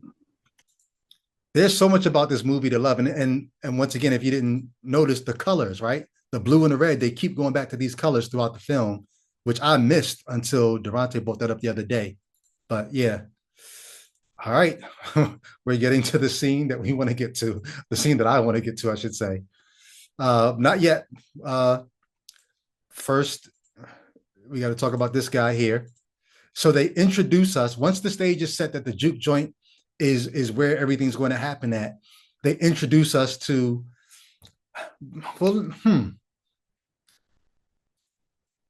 is he the villain? Yes, he's the villain. I think there's no debating that he's the villain. But one of the smart things that I think filmmakers have done over the last 40 years or so in storytelling is they stopped making villains one-dimensional characters. It used to be that the villain was so one-dimensional that you didn't understand his motivation. You didn't know, you didn't have a heart as to why this person might be doing what they were doing, so that when the villain gets dispatched at the end and disposed of, you don't feel any kind of way about them. But in this film, they don't do it at the introduction. They introduce him and he sort of just is a pure evil character. But at some point, they do what they can to humanize the villain, and we could talk about that. But any thoughts on this entire scene? Anything from the Chickasaw Indians to the couple that he shows up to to bring into his fold? Any thoughts on any of this? Um, him on a whole, I just realized this when I saw it yesterday. Is he a Jesus figure? I had thoughts that made me think he does represent something that reminds me of the religion, but what makes you say that? Because he's trying to bring people in. He's trying to disciple people into Mm. his belief. Anybody else? David, you seem to be reacting. Go ahead. No, just quick little wow, mind blown because I hadn't thought about that. Okay, I have a thought on that that's going to come up soon, so we'll definitely come back to that. He saw his intro into the movie. Tell me if you think this is what happens. He lands. Like the first time you see him, it looks like he's coming down. And Yeah. Albert says it in the chat. He came from heaven with burns. What do you mean, Albert? No, it's linked to kind of what Kim just stated at the beginning. You know, it's like the guy just came out of nowhere. So Yeah. but my first reaction was I thought he once again I still had this assumption that these people were demon possessed. So I Hmm. literally thought he just like jumped out of hell. Like it Oh, so just wait, did you not know that vampires were coming, or you knew they were going to no, get this? no. No, I didn't Oh, know I thought it was demon possession. I thought it was going to be like to me the trailers didn't wasn't clear to me, absolutely clear okay. about who they were. So Yeah. so like the burns, like it's like, oh yeah, is it coming out of hell? I was like, what? You know, obviously it makes sense So maybe a later, fallen but angel. yeah, fallen angel or something. It's like what, you know, and it just kind of like happens abruptly. It's like what the you know, it's Yeah. like what's going on here? Yeah, he It's lands pretty with burns on his comical. back and he runs up to Yeah, the porch and he yeah, tells his couple, you gotta let me in. The Chickasaws are chasing me. yeah. And then he looks in and we see inside the little shack that they're living in that these are actual clan members that he shows up on their doorstep.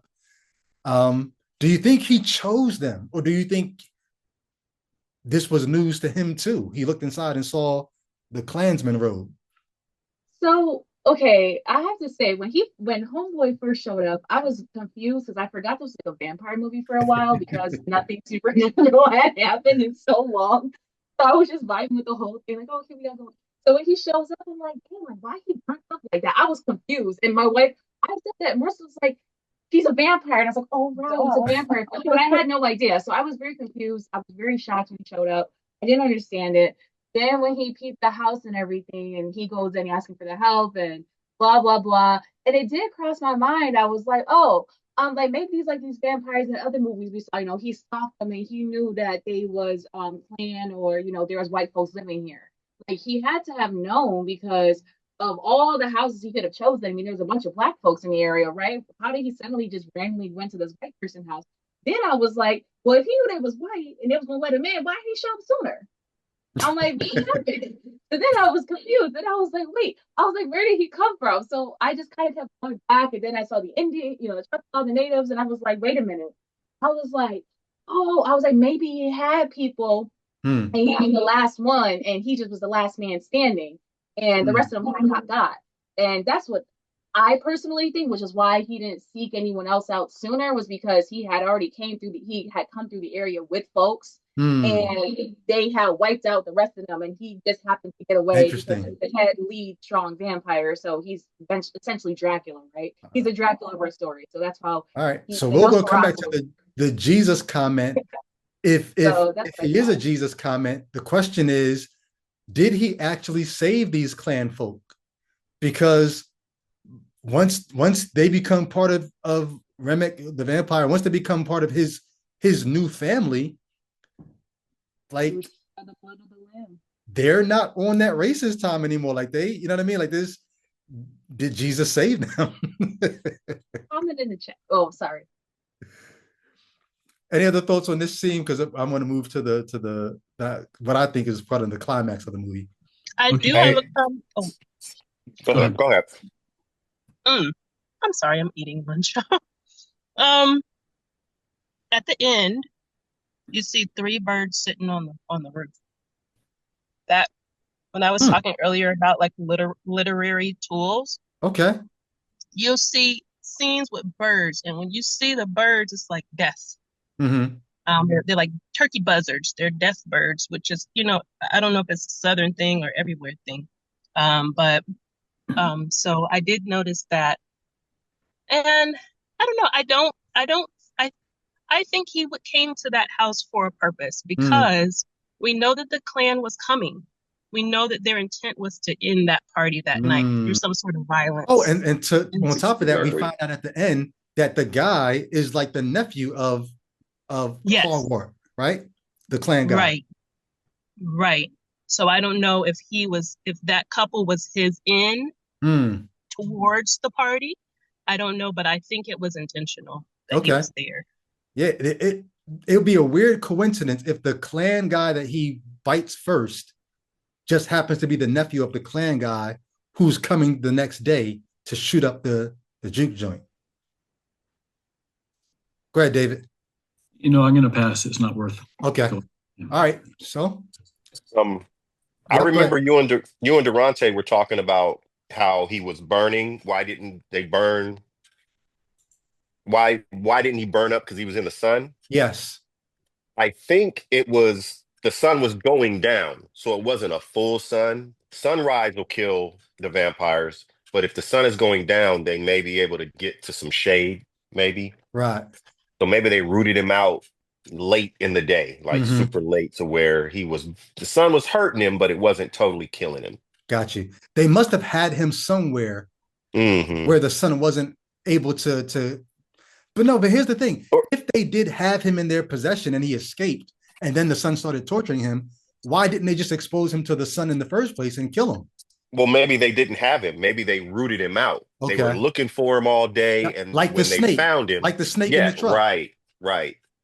And yeah, and he got away before they could kill him. Okay. And it just was that midday, like almost almost sundown, Yeah. to where the sun didn't kill him. It Yeah. just hurt him. So this is what the sky looked like when we first see him. And like you said, the sun is going down. It's Yep. not high in the sky. It's barely lighting things at this point. Yeah, that's what I noticed yesterday. And I think I watched y'all discussion and then saw it again and saw that the sun was going down. I'm like, hey, Yeah. maybe that's why. Okay. Yeah. Dusk Really till quick. dawn. I was gonna say really quick though. I was just I thought about this before and it came back to me, but I thought it was tying back to we talk about spirituality and stuff. Like the natives, they pray for this white family in their own language, right? They Mhm. use their own practice, and once again, they reject him, right? They reject their blessings, and at least the woman did, right? The woman rejected the blessing, and I feel like, granted, the dude was already in her house, her husband was already turned.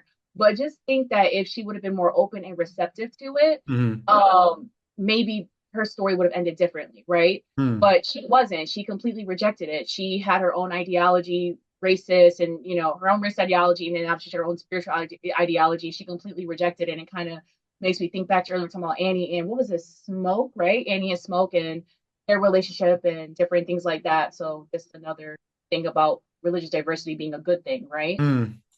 Interesting. Yeah. I was a little mad at the Chickasaw Indian for not saying, like, to say he's not what you think. Like, yo, this dude's gonna Yeah. bite you and turn you into a vampire. Like, tell me that. Don't just like give me some vague, you may not want him in your house. So like, no, talk to me, like tell me what's up. And then they just pieced out Yeah. after Good luck. that. All right, so now we're in the juke joint. Stack and Mary finally have the conversation about why he pushed her away. He pushed her away because he wanted to keep her safe, and he knew as a black man in the South, there was no way she was going to be safe staying with him. Um, Thoughts on this, on their relationship, this scene, the way he finally tells her, like, yo, this is why I've been trying to push you. I wanted you to have a good life, and you weren't going to have that with me. Yeah, I did not catch until you and Durante said it that she was passing. When they sent her away to the white man, she was Mm, passing. And if they would have found out she was really black, they would have harmed her. yeah. I didn't even that didn't click until y'all said I'm like, oh, that's so she okay. Mhm. Yeah. Any other thoughts on their relationship, her motivation for wanting to be there, anything?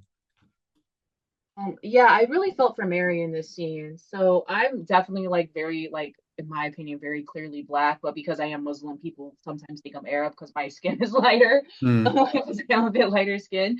So I can relate to her in a way of in ways about colorism and being on like obviously we all know how bad colorism is, and what that looks like if you're darker skinned, but as someone on the lighter end of the spectrum, it has harmful effects too, right? And that's yeah. not really often talked about and explored. So I really felt for Mary Mm, hearing this and just her being, and in a way I think, it'd be easier. Her life would be easier in some ways if she is black, right? She identifies as black, and it'd be easier if she looked like Annie, right? Looks similar to mm, her. Her life would be a lot easier in some ways. yeah. And she has privilege in other ways that she knows, which leads to what happens in, 10 minutes later in the movie, right? Yeah. So he just really in a different way. So this sensitizes me to the experience of like homosexual folk and trans folk. I was watching the interview where the whole cast was there, and Mary is talking to the rest of the cast, and she talked about how she realized that she, as a person who has black ancestry but doesn't look it, she says it was important for me to let the rest of the cast know.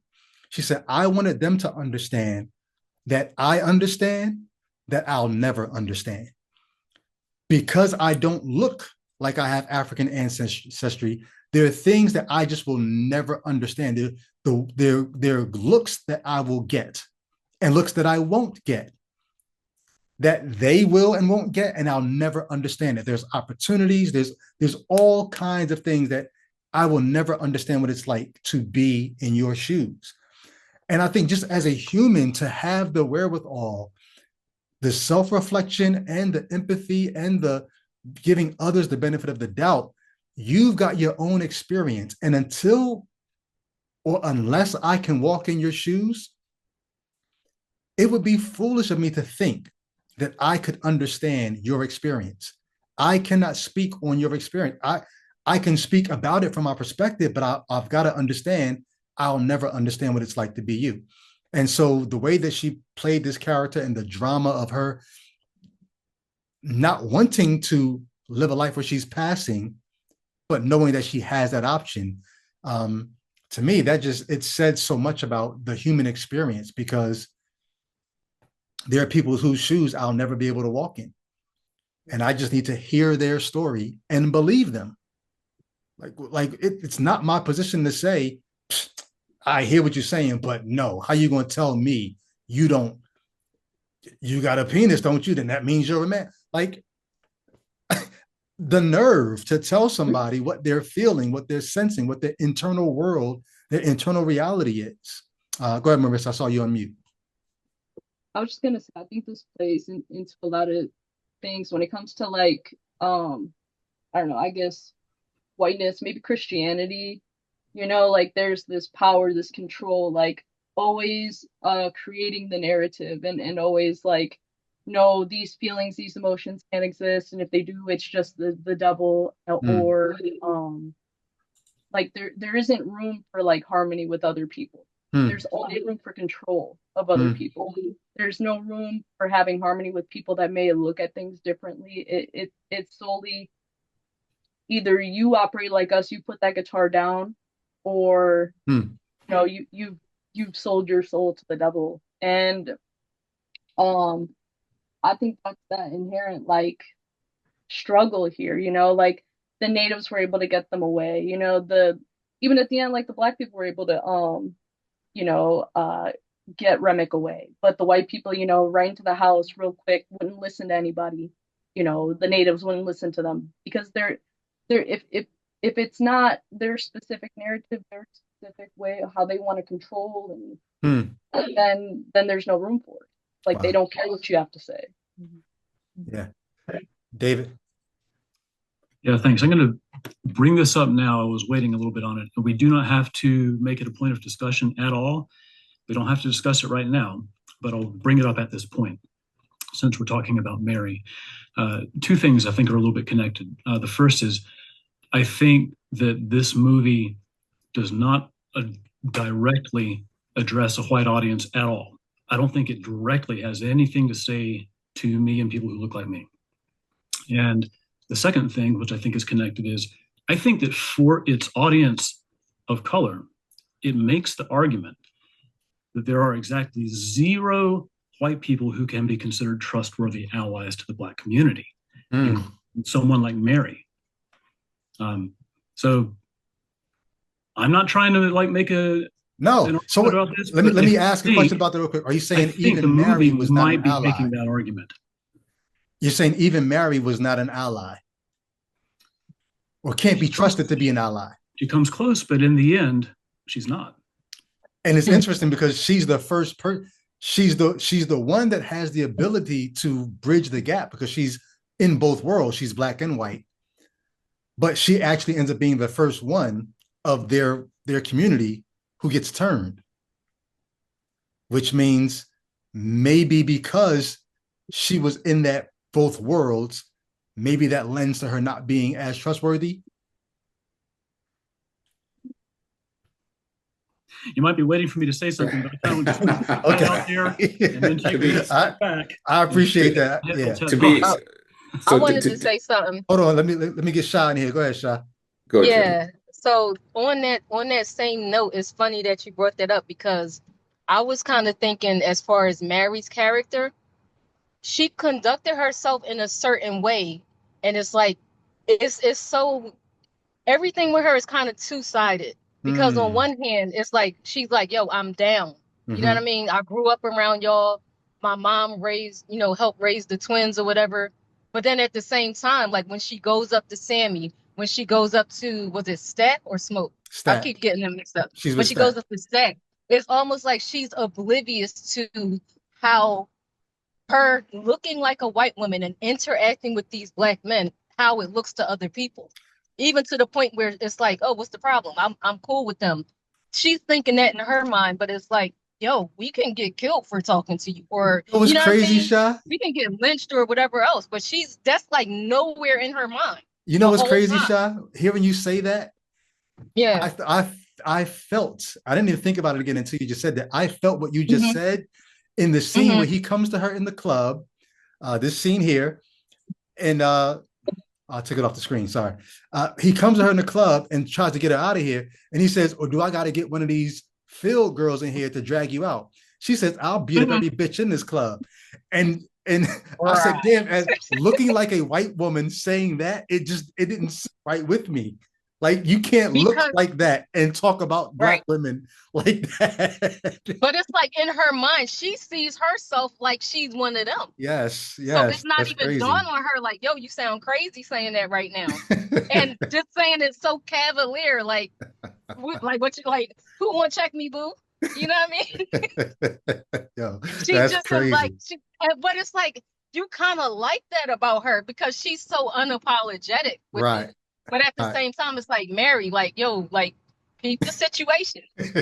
Like, yeah, you cool, and yeah, we're down with you, but we still out in public. You know what I mean? It's like all of those things. You're married.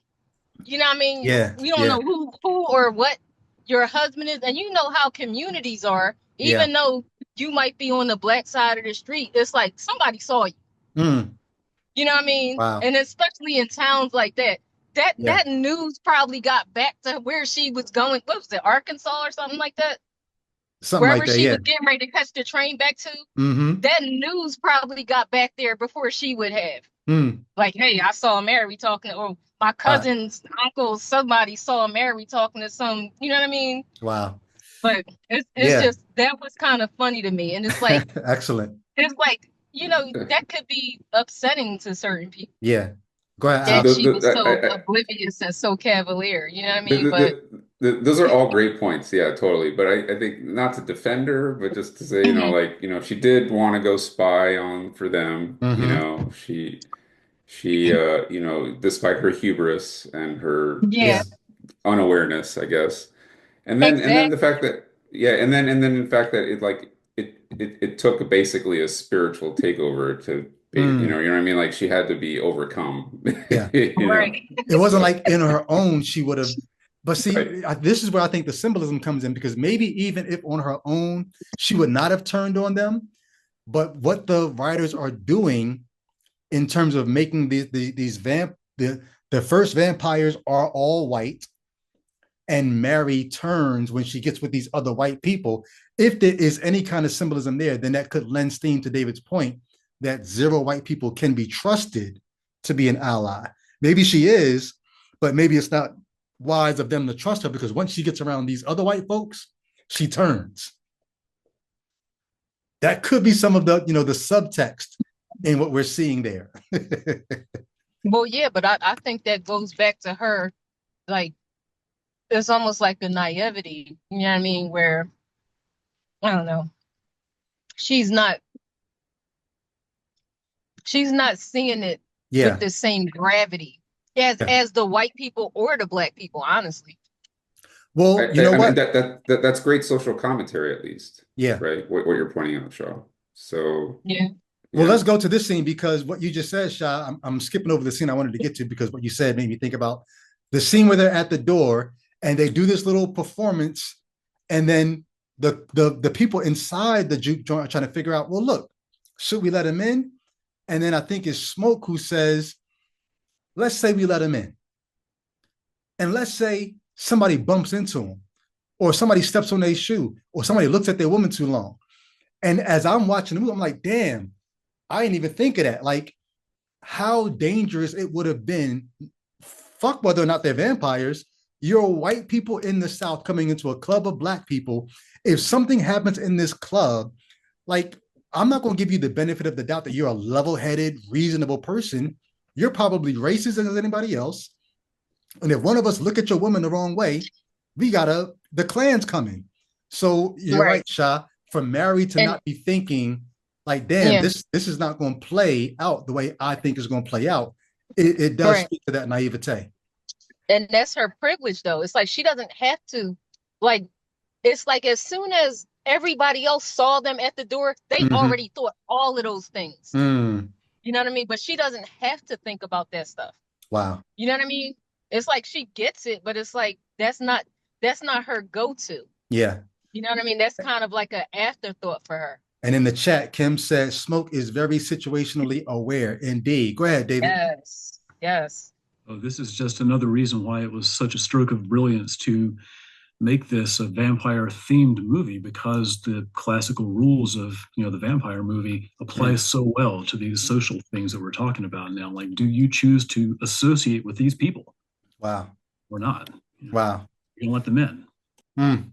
All right, that's going to come back up in a second, but let's this, for me, I leaned over to me and my sister. We went to see this twice together. The second time I leaned over to her, I said, this is probably the best 5 minutes in cinematic history. And I don't know if you have to be, because I see David shaking his head already. I don't know if you have to be African-American to feel that. You have to be, I think, a lover of humanity and sociology, and just seeing what the human spirit is. And I use the word spirit colloquially there, but just seeing what the human being is capable of. So we get into the juke joint. Delta Slim introduces Preacher Boy. Sammy gets up with his guitar. He starts playing. And then before you know it, that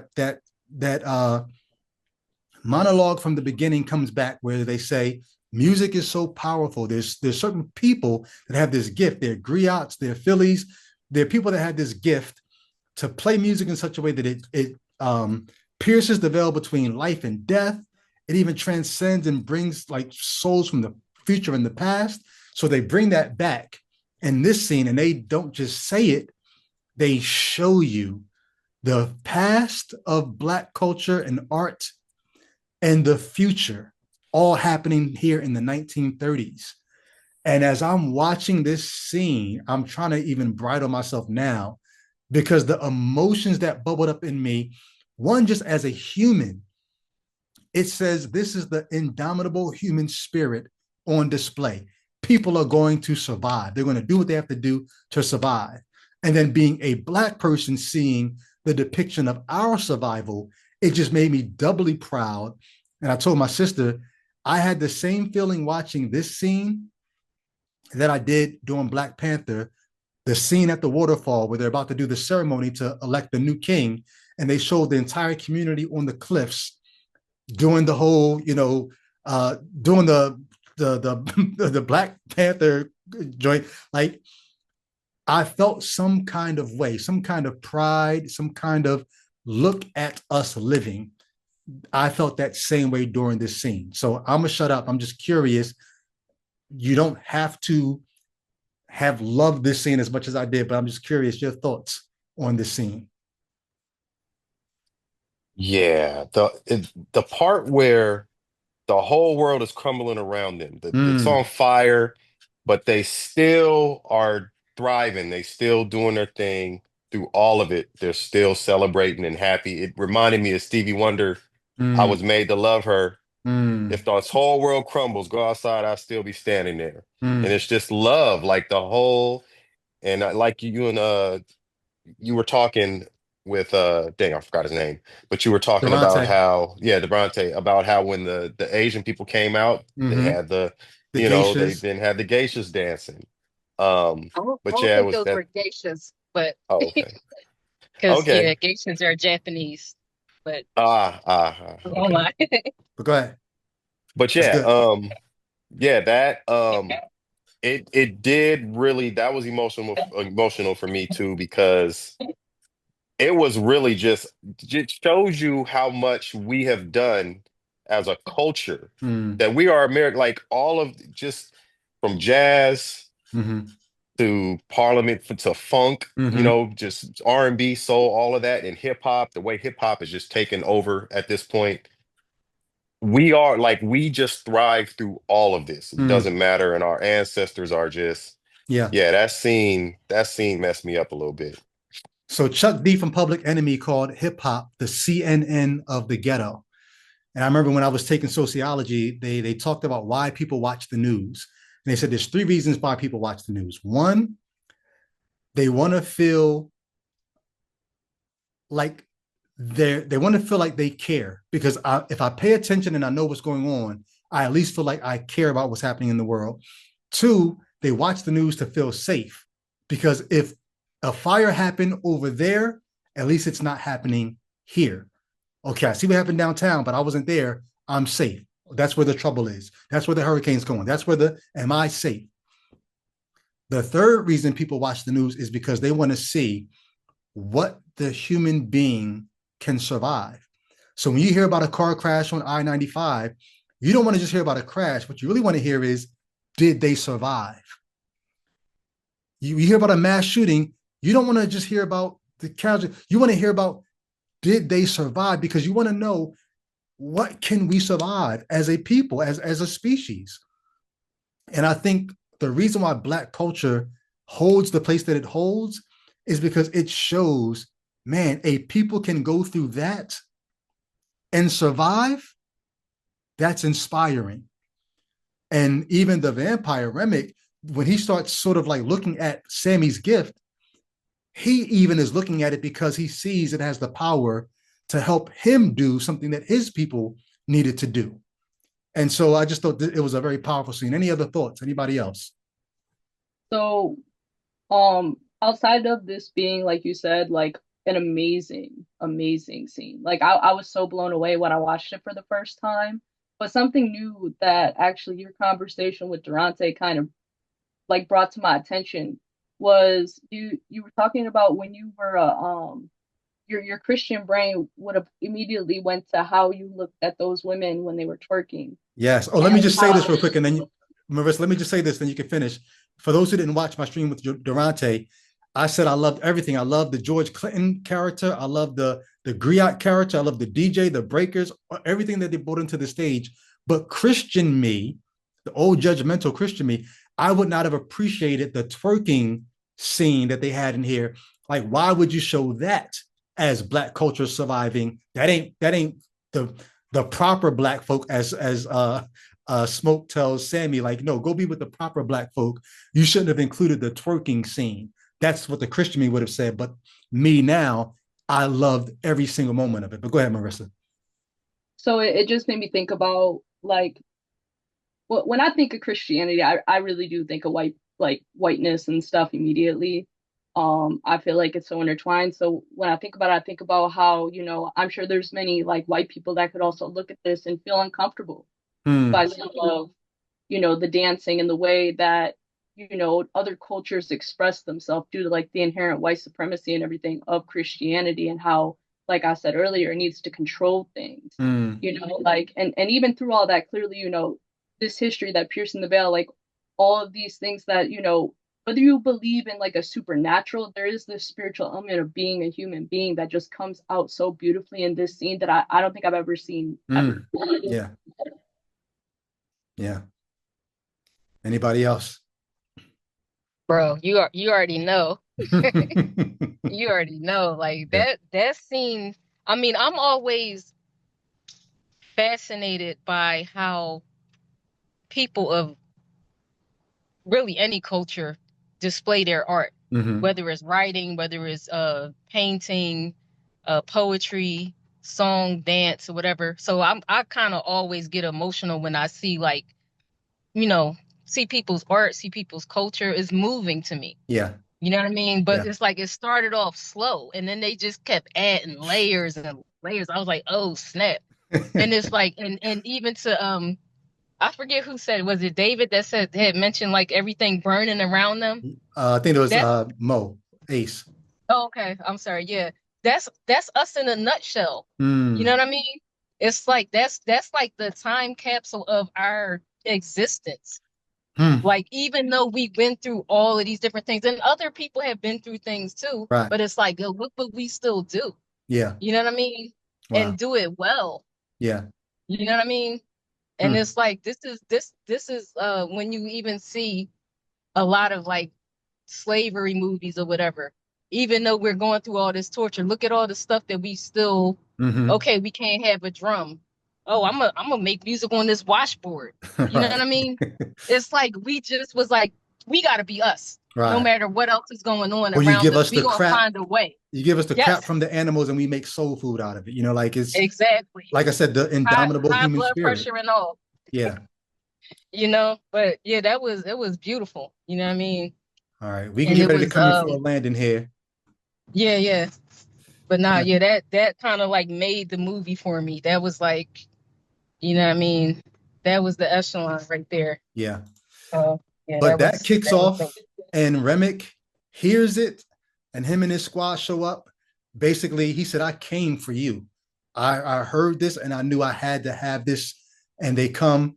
What are you thinking as you're seeing them show up? They come to the door, they do the little audition, they don't get in, but they're sitting outside waiting. Mary comes out to anything that has to deal, because we're coming down now, so you guys can free for all your popcorn, your comments here. What are your thoughts as they're outside trying to gain entry? I like my wife mentioned the point of vampirism is your agency being taken away from you. Mm. And like when I look at this scene and I think about, I came here for you and everything, and Sammy still, sticking with his agency, defeating him and all those different things. Like that's kind of like my takeaway, I guess. Yeah. I thought the scene was extremely creepy.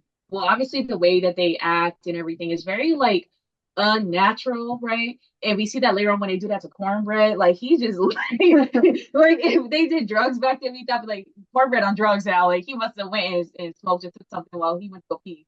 But they acted very unnatural. It was very inhuman, and it was very like you could tell they were not being sincere, even though he was trying to be sincere. It's particularly the couple. Remick, he felt more natural, right? But the couple, they were very off. And then I also felt bad for the couple because I get it, they're racist, they're clan, yada yada yada. But it's still about your agency being taken away. And Wow. I don't agree with it. Obviously, hello, minority here. I do not agree with racism and all that stuff. But you know what? If you want to sit there and believe you're better than me, hey, that's your right. Because I'm sure as hell I'm going to be judging you too for your behavior as well, right? It goes both ways.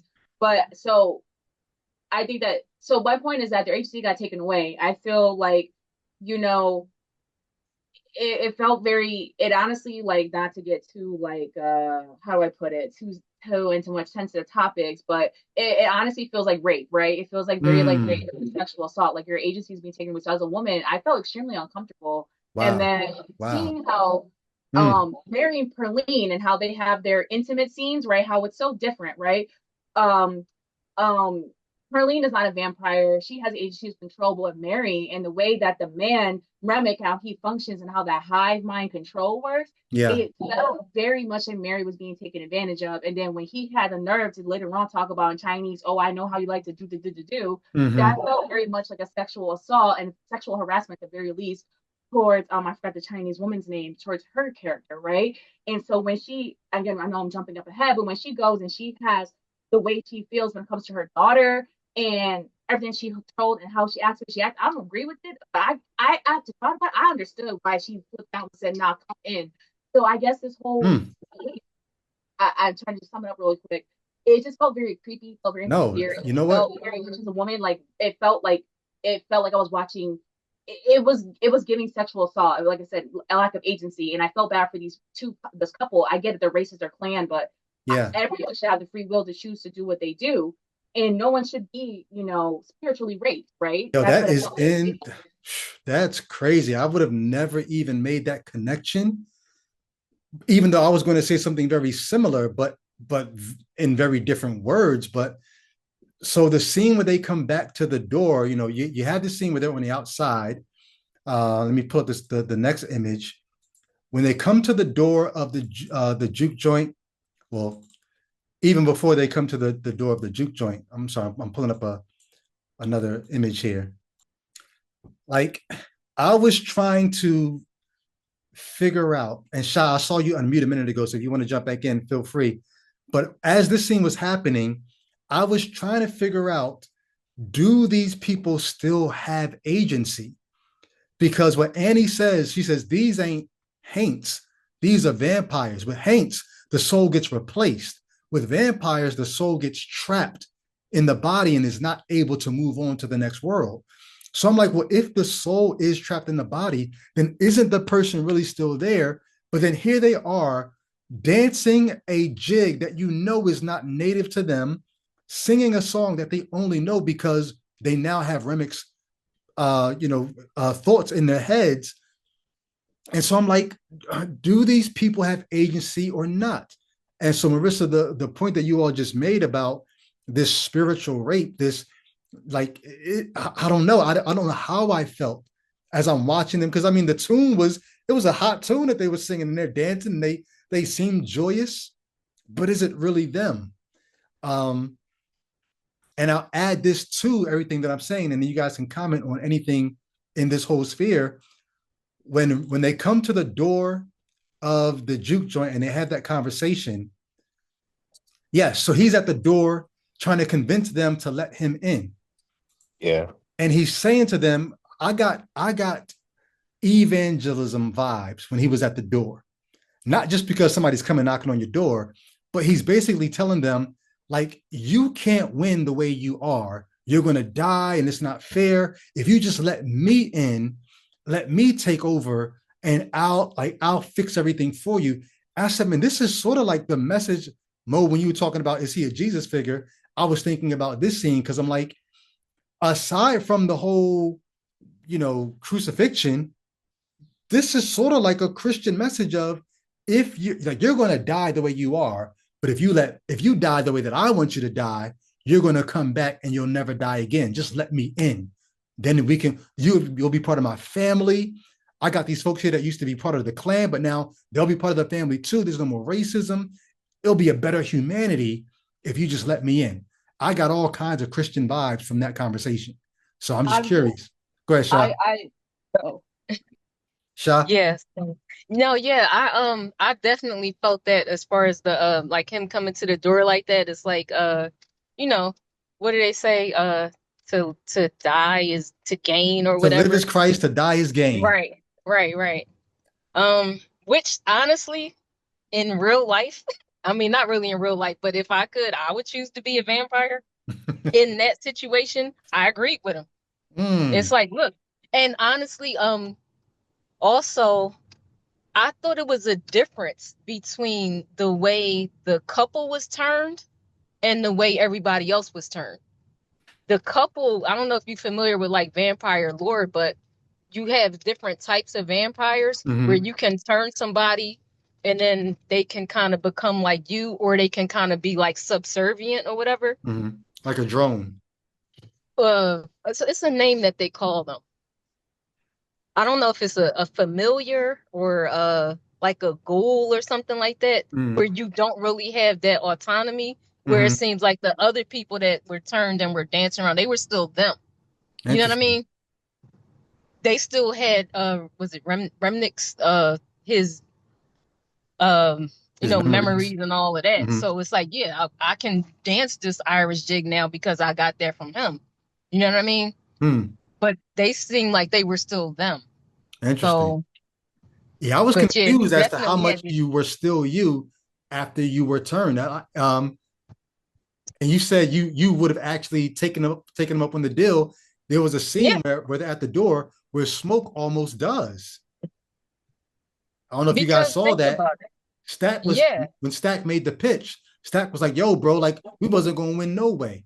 Them crackers or them clan folk, they was gonna come back and try to kill us anyway. Now we actually have the power to do something." And Smoke actually leans like he's about to go out, and I think Sammy kind of pulls him back. Right, but they're two different people. You know what I mean? They look at things different ways. In the same way, how Annie looked at it, she was like, "Yeah, nah," like, you know what I mean? Yeah. Even to the point to say, like, listen, if they kill me, don't let them turn me. Or, if I get bit or whatever, don't let them turn me. You know what I'm saying? David and Marissa both unmuted. David, why don't you go? We haven't heard from you in a minute. Okay, well, two things. I'll try to be quick. First, after I saw the movie, I initially made this differentiation in my mind between the threat of the clan and the threat of the vampires, because I thought of, okay, well, the clan are kind of the simple brutes. They're just racist and they want to, kill people who aren't them. The vampires are kind of analogous to cultural appropriation and things like that. And then later on, I thought, hold up, the vampires are also killing people in an extremely brutal way. You know what I mean? They are literally ripping out your flesh with their teeth. It's not this kind of nicer, less violent, more peaceful kind of cultural thing. They are devouring you. And so in terms of the brutality of each set of threats, it's pretty much the same. They're both just like horribly brutal adversaries. The other thing that I wondered about and don't really have an answer for is why the main vampire Remick, was specifically Irish. And the only thing that came to mind was, like, the history of the Irish people in America is also kind of one of oppression. Yep. And I wondered if the movie is trying to say, in the end, the thing that's going to trump everything else is your skin color. Like, if you are an Irish person in America and your people have been oppressed, you're still going to side with the ruling class who looks like you instead of being in solidarity with other people who are also oppressed by the ruling class. I don't know. Maybe that wasn't all the movie has in mind, but I was just trying to figure out, why is he Irish? Durante clued me in. He said Ryan Coogler actually said he wanted the main character. He wanted Remnick to be somebody who was from a time before the race issues that we know about in America. And then when you think about the history of the Irish, it's something that if anybody's never looked it up before, look up how the Irish became white.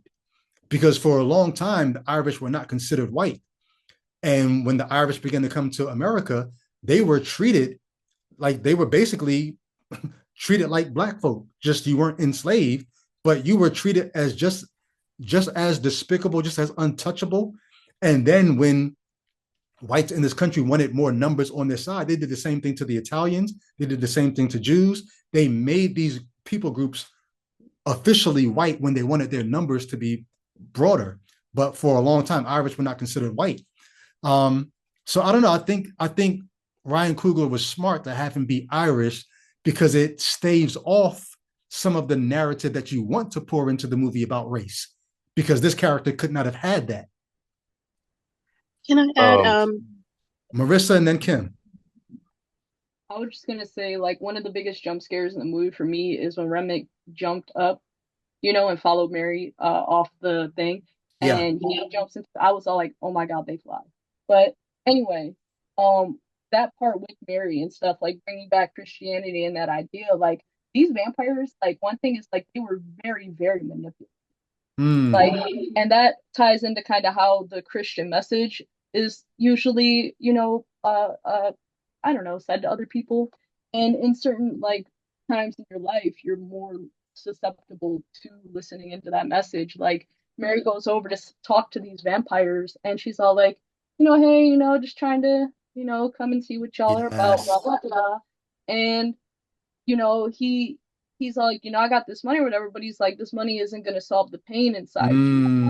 And she's like, well, I did just lose my mother. Yeah. And he was he all starts like, playing wow. on her emotions. Exactly. He's like, wow, that's so sad. Like he was all like, but I wish I would have met you sooner because I could have solved that problem for your mother. In fact, I can do it for you now. He was like, I can save you. And she's like, saved? Oh, hell no. Yeah, excellent. Yeah. Any other thoughts? Because now we're coming down to the last scenes here. Yeah, I was go ahead. Oh, I'm sorry. I forgot. Kim, go ahead. Go ahead, Kim. I felt like at the end, Remick explained his story. When he's got Sammy in the chokehold and he says, and Sammy's saying the Lord's Prayer, and then Remick sort of says, well, I used to hate those words that, they remind me of when my father lost his land. So, talking about kind of like, I guess, like you said, with the origin being in Ireland somewhere, and them being Catholicized or however. So, yeah, I don't know. I thought that that explained why he was Irish. It was, kind of explaining his age, but then explaining like, the origin. Go ahead, Mo. So remember, the Irish were actually slaves with us when we were indentured servants. So they were slaves right along next to us until a white slave and two black slaves escaped. Yeah. And the punishment was, okay, we're going to make the black people slaves forever, but we'll let the white people go free after 7 years. That's actually how, when America first started with slavery, that's what it was. It was a lot of white. It was Irish slaves, a bunch of them. Shah in the comments said Remnick baptized Sammy. Yeah. And let me see. I'm gonna throw up this real quick. So what's the Asian woman's name? Anybody remember her name? I forget her name. Who? Which one? The Asian woman, the wife of the storekeeper. Oh, it was Lee Jun. Okay. Lee Jun. She invites them in because she wants her vengeance. And so she says, come on in, motherfuckers. They come in, all hell, figuratively, I guess, almost literally breaks loose. People are losing their lives. Stakes are being driven in. And we come to the scene where Stack and Smoke are facing off. And I missed this the first two times. My sister had to tell me, Shah told me, like I thought that Smoke was just strong enough to fight Stack off. But then I watched it again and realized, no, Stack can't bite Smoke because of that mojo bag. So now we know that Annie's mojo was working. And we saw, and so here's, I think, one of the things that helped me accept this, because we did see that her urban legends, or whatever you want to say, it was working, because when Stack broke out the room, she threw the pickled garlic on him and it started burning him and he ran out. So that tips you off to Annie's not tripping. Like, as far as this movie goes, it's not just superstition. There is a there. So we know that the mojo that she's cooking up, as far as the movie goes, there's something to it. Stack cannot bite Smoke because he's wearing the mojo bag. But any thoughts on their struggle, this entire struggle, as we're coming down to the end of the movie here? Once again, the hoodoo worked and the Christianity did not. Yeah. So if you're a Christian and you want to have a bone to pick with this movie, you could definitely let that be one of them. I have to say though, about the movie and everything, I think that part of the reason why that we, the viewer, like the audience, and in turn Smoke sees that that protection charm, right, works, is because we saw that Annie, she had the knowledge of the vampires, and then we saw her throwing, throwing the bones and bringing her stuff. So we saw that the hoodoo was actually there, right? We saw the hoodoo working. And so I think that this was just the final confirmation for it, which is very interesting, because at the end, when they have him doing the prayer and stuff, and he does the Lord's Prayer, the Hail Mary, da da da da, and it Remin's like, ha ha ha, it doesn't work, let's stay together, right? Yeah. I thought that was a very interesting choice. And also, I have to say though that I know Remick was laughing and saying, ha ha, it didn't work. But guess what? It did work, because guess who died and guess who lived?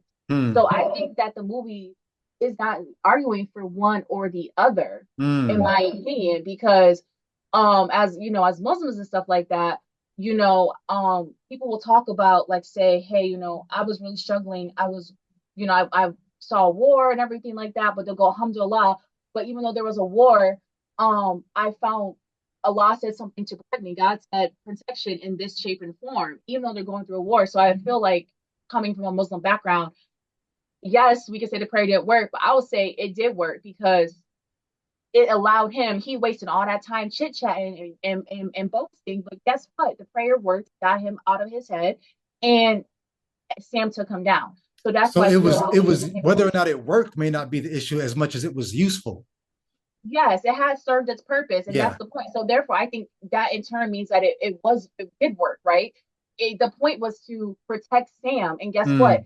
It distracted Remick enough to start doing all that chit-chatting till the sun rose up and protect Sam. So that could be an argument for pragmatism. Like, religion can work on a pragmatic level, even if it doesn't work on an actual spiritual reality level.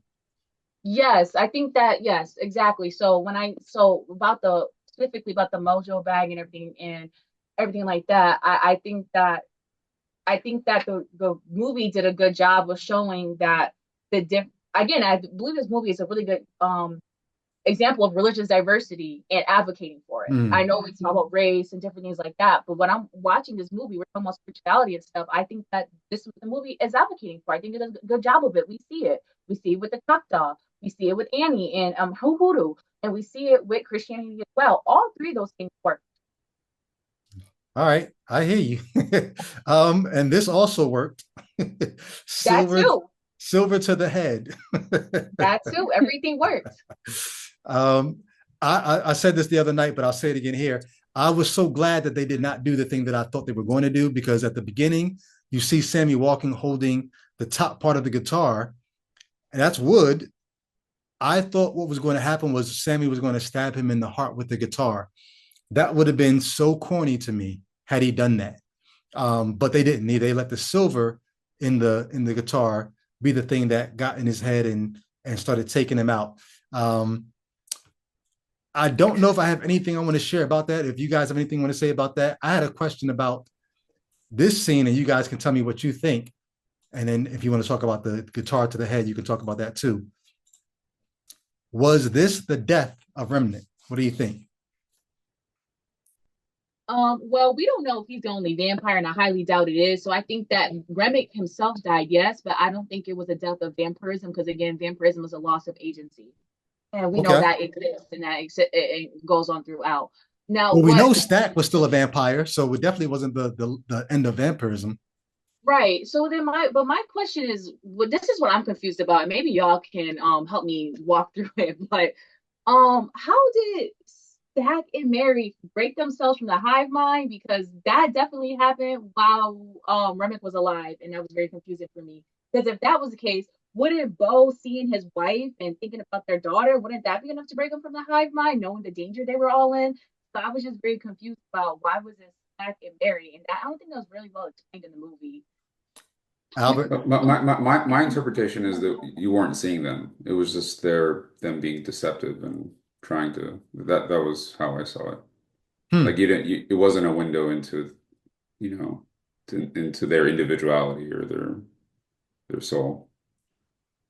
Okay. But I could be wrong. It's a valid interpretation, I think, what you're Marissa, what you're saying. Well, I was stuck on the entire time, and I think I'm still stuck on, do you still have agency? Like I definitely I really appreciate what Marissa said about I don't know if it was you, if it was your wife that talked about the sexual assault or just the invasion of privacy. But there's so much that Stack was doing that made it seem like, because remember when Smoke killed Annie, Stack said I had it all worked out. We were going to be able to live forever. Da da da da. Like, how are you telling me that this is not still him? Like, how is it a loss of agency if you're still plotting things that Stack would plot? So I don't know. I don't know how they're working that out. Maybe it's worth watching again with this in mind and watching some more vampire movies to figure out, like, what do you, because Remnant, right? He's the only vampire that we saw, but somebody turned him. Did he have agency, or was he somebody else's drone? Like, how far back does this thing go? Wondering whether we're locking down too much on individual agency, and whether at this point the movie is talking about just this cultural smearing out into this undifferentiated, I don't know what word to use, where yes, you may have elements of yourself, but you're no longer the unique person with the richness of your heritage that you once had. You're now just kind of smeared into all of this other stuff that wasn't yours and you didn't want. Wow. Great caution, great point. Two last clips, two last pictures. One, Smoke is getting ready to take on the clan, and he takes I missed this. I didn't get it until my sister clued me in that no, the mojo bag was actually working. More proof to more support for the idea that the mojo bag was working, or at least he thinks it was. He takes it off here. And I think this is symbolic of him accepting his fate. Like, I'm not going to live anymore. And one of the things I said the other night was now it clicks. He wants to die now. Because at this point, we don't know it, but he knows that his brother is still alive. And if his brother is still alive, his brother is still going to be trying to turn him, because he made his brother promise not to go after Sammy, but his brother still wants him to join him. So he's like, I don't want to deal with that every night. Like every time the sun goes down, my brother's going to show up and try to turn me into a vampire. I think he takes the mojo bag off, not just because somebody said it earlier, the baby that Annie says, we got somebody waiting for us on the other side. I don't think it's just that, though now that since you said that, I need to think about it. Is the call from the other side, from Annie and his baby, is that why he takes the mojo off? Or is it because I don't want to live in a world where I'm going to have to kill my brother just to survive. I couldn't kill him last night. I'm not going to be able to kill him tonight either. I'm out of here. Sha? So yeah, I thought him taking off the mojo bag, in addition to like what you just said, it's like I looked at it like my brother's dead. Like he's not the same. It's never going to be the same again. Gotcha. I'm not going to join him, but it's like my brother's gone. Mm-hmm. My woman is gone. Mm-hmm. You know what I mean? It's like it's a wrap. Gotcha. You know what I'm saying? Yeah. Marissa? Yeah. Oh, sorry. I was saying that I don't think actually him taking off the protection amulet and going after the clan single-handedly and accepting and hoping probably for death has really much to do with his brother. I think him and his brother have squared themselves away. And I think his motivations are more for himself because his brother at this point had made a choice, right? They're twins, right? But this time, Snap made his own decision. He's doing his own thing. And Smoke is making his own decision, doing his own thing without being influenced or not primarily directly influenced by Stack. I think that this time, Stack got his agency and Smoke is now taking his agency. And he wants to be with his woman and his child. And I think that that's what this was really about. And I think that this entire film, again, I say religious diversity, but also I think it's just really about having agency for yourself. And this was him taking agency to be with his family. Gotcha. That he didn't have a chance to be with. Yeah. Gotcha. Mo? I don't think he was worried about his brother as long as he had the mojo bag. His brother couldn't harm him. So why worry about his brother coming to kill him? I really think his brother was gone. She was gone. The baby was waiting for him. What is he gonna do? It's all these dead. It's all, the clan was coming. If he kills the clan, then what? He's gonna be running for the rest of his life. How about that? Like it's over for him. Yeah. Like my life is done. This is too much. Mm. And I think he just, it's like, forget it. Yeah. Like revolutionary suicide, like Durante said. Yeah. Any other thoughts before I pull up the last clip? All right. Last call for alcohol. You can say whatever you want, but I just have one question for you with this last scene. Stack offers him, hey man, I can make all the pain go away and we could ride out to the sunset, or should I say when the sun sets? Would you have taken the deal or would you have turned down Stack at the end? Sha? Yeah, I think the time that to take the deal would have been when they was at the juke joint. Because whenever you get turned, you stay that age forever. He'll probably, all his ailments and everything will be no, because Stack said no more pain. That don't have nothing to do with your age though. He wouldn't have the pain. He would have more vitality. If you're familiar with like vampire lore, you would get strength. You don't get no more like. It's so like why does age matter? Super healing and power and all that. Say again. So then, why does age matter? Because I'm gonna live forever at this age. That's why I said the time to do that, if he was going to do it, would have been at 20 years old. Hold on. Think about what you're saying. I'm thinking the only reason age matters is because you lose vitality with age. But if you don't lose vitality anymore, if you now have added extra vitality, why does it matter if you're a 65-year-old? I don't know. I just feel like it would have been better to do it at a younger age. The only thing that matters is the optics. You look younger, but you're like, other than that. To a certain degree, yeah. I mean, you still are like, for example, if you get turned at age 12 versus age 90, I feel like there's still going to be some difference because it's like, I don't know if you can have a prime of your life if you're an eternal being, but you know what I mean? Yeah. I guess that would maybe just be my preference. I don't know. David, like I see you on mute. Of youth. You get the fountain of youth, but you get it at like 90 years old versus at 20 years old. You know what I mean? Yeah. David, did I see you on mute? It's okay. I was just trying to remember what were Sammy's exact words. They struck me. He says something like, I feel like I've just about had enough of this place. Yeah, I've seen enough of this place. Seen enough of this place. Wow. Yeah. Yeah. Al, would you have taken the deal?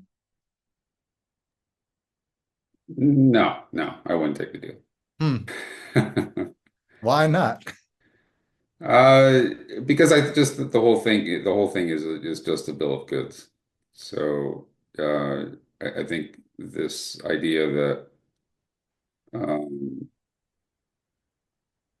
I mean. Once again, the problem with hypothetical scenarios is, right, you Yeah. really don't know.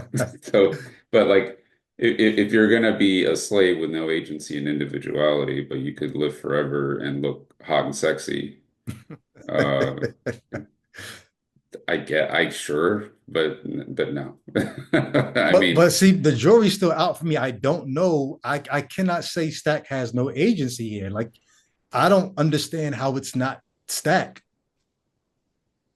Because Annie said the soul gets trapped in the body. So yeah, if Stack's soul is trapped in his body, then that's Stack. it's stacked, but I think the implication is that you'll be suffering psychologically, like Hmm. you're. You never get to see Uh, the sun again. you never get to see the sun again. You have a bloodlust, Hmm. that goes out of Yeah. control, Yeah, that part would suck. Yeah, Stack has a whole speech there where he talks about how the last time he was happy was before he was turned. yeah, Does he say yeah. that was the last time I was happy, or does he say that's the last time I saw my brother, last time I saw the sun? Those things, yeah. Yeah. I think you got to think Get Out. Hmm.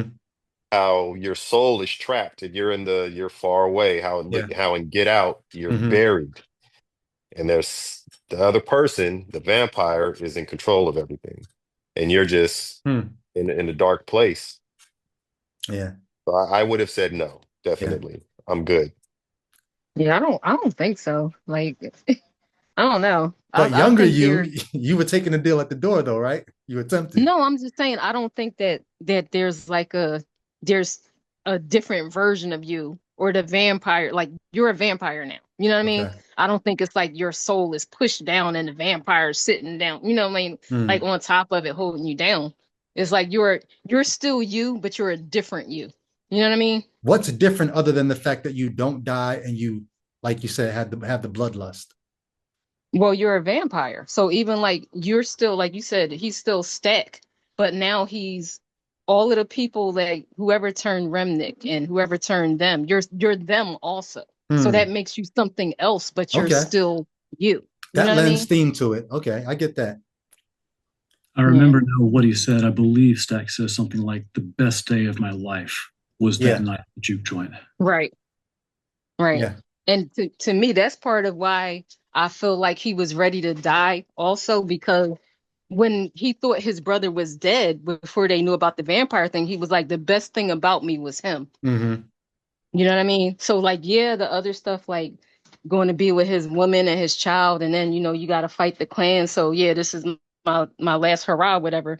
But at the same time, if you watch any of those interviews with Michael Kugler and him and Michael B. Jordan talking about the relationship between twins, even to the point where like if you look at um how twins are in utero, and then if they're like born prematurely and they're in the incubator together, they Hmm. survive. If you separate them, they'll die. One of them, Hmm. if one of them dies, the other one will die. You know what I mean? Hmm. Normally, that's how stuff happens because they're so connected. Hmm. You know what I mean? So Wow. I thought, yeah, the other stuff was important, but being a twin is like that's some um I Hmm. think they even talked about it in the interview too. The relationship is some type of like, I don't know if it was some type of twin deity or something like that Hmm. that they were supposed to represent. But Interesting. that spiritual relationship and that bond that those twins have, it's like, yeah, he was ready to die. I think largely because his brother is not his brother anymore. So basically, like his life is over. You know what I Yeah. mean? It's Okay. never going to be the same again. That's his essence. Yeah. Marissa, Just as much. Oh, go ahead. I'm sorry. Marissa. No, it's cool. Yeah, I was gonna say that, we're talking a lot about like vampire lore and stuff, and like in most traditional vampire lore, like your soul is gone. So it's you, but you don't have a soul anymore. So therefore, when you die, like you can't like, it's like freeing your soul, or depending on how you look at that, or you'll not be able to go to heaven, right? Because you don't have a soul anymore. See Buffy with Buffy and Spike, right? Spike had to get his soul, Angel had to get his soul back, the whole thing, right?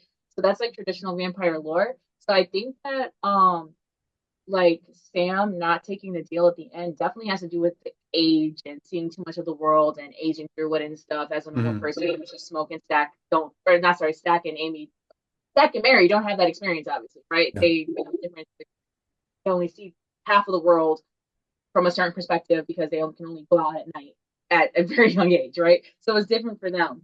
But Sam has seen it differently, and then also like he won't, his soul will be gone from him, right? His soul is gone, and he's still, at the end of the day, there's still some spiritual, he's still a spiritual person, right? We've seen that throughout the film.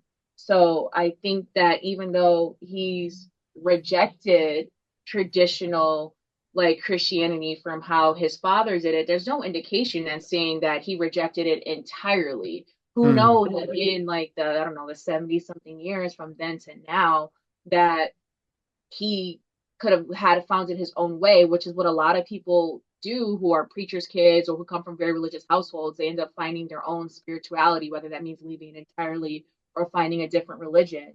So that's just something to consider too. But I would not have taken the deal. I that's the agency be gone, and that's enough for me. Okay. I was going to start some trouble in your house, Marissa. I was going to ask, what if your wife had been turned and the only way to be with her was for you to be bitten? No, I'm sorry, but Marissa, you're no longer, no, thank you. I'd have to kill her.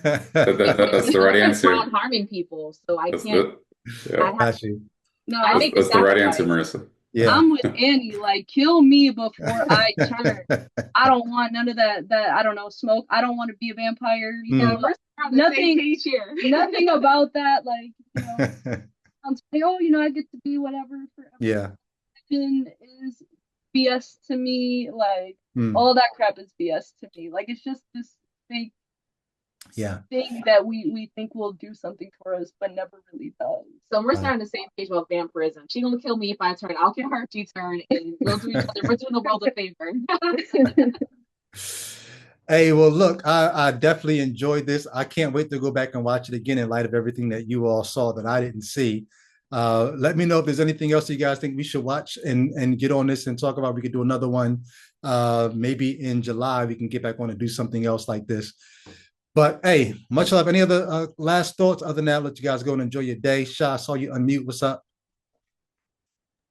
No, nothing else about this movie in particular right now, but I was going to say, as far as a suggestion for another movie, I said it to you before, and I don't know if you thought it was silly or whatever, but the movie El Dorado.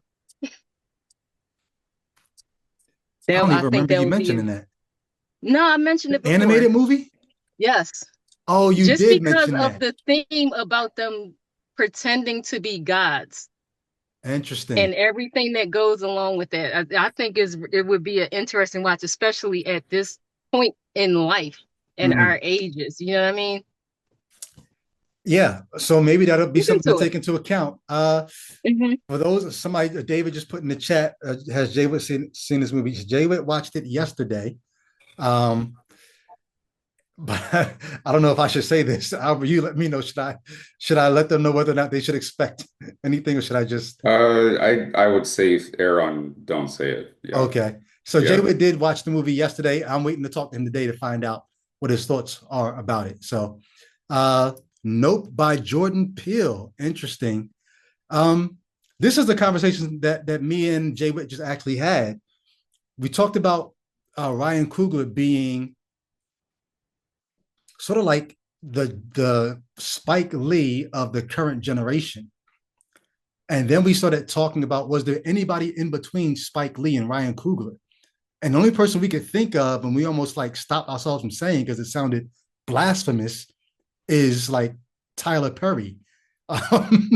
But who's maybe Jordan John Singleton? But see, John Singleton was in the same era as Spike Lee. I Okay. guess I'm thinking about handing the baton off to the next person. Got you. Okay. But Jordan Peele films, I would have loved to do this with maybe Get Out. But yeah, El Dorado, I'll take that into consideration. Anything else you guys want to suggest? Let me know. Go ahead, Mo. Hey, you notice we never seen anybody change. And I'm wondering if that means anything. I could just be, but when Homegirl went out there, dude jumped in the air and then that was it. And then she walks back in and she's changed. Even the brother, we didn't see him change. He was in the room and all of a sudden he started talking. Cornbread went away, came back, changed. I'm trying to I wonder if that was a artistic. I think there's certain things that once you show them, it loses the mystery and it loses the magic. Like there's some movies that they don't show you the alien or the monster to like the very end because they want you to do the work in your own mind. Because if they do it for you, it sort of ruins it if they don't do it the way that you think it should be. So I wonder if that was sort of the direction they went with it. But you're right. I don't think they showed anybody turn. I like the minimalistic approach they did, even with how they did the vampires, like depicted them. You know, nothing. It wasn't over the top. It was, you know, it was really tasteful in that way.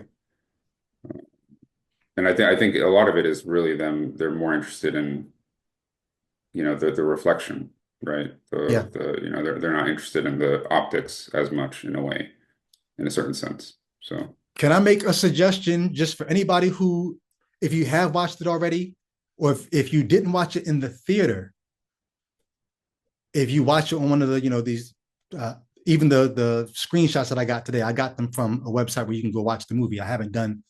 I watched the movie in the theater twice. Can I just make a suggestion? If you do watch it online, consider purchasing a ticket, even if you don't go to the movie, just to support the movie. I just think I used to hate as an artist when people would come up to me and say, "Hey man, I love your music. I burned it for all my friends." It's back in the CD days. It's like that's not really a compliment to the artist to tell them you love the music and you burned it for people. So even if you watch it at home online on a free website, buy a ticket just to support. That being the case, I'll let you guys go and enjoy your day. I love you guys. Thanks so much for supporting and for the conversation. Until the next time. Peace. Thanks, y'all. Yeah, good talk. Yes.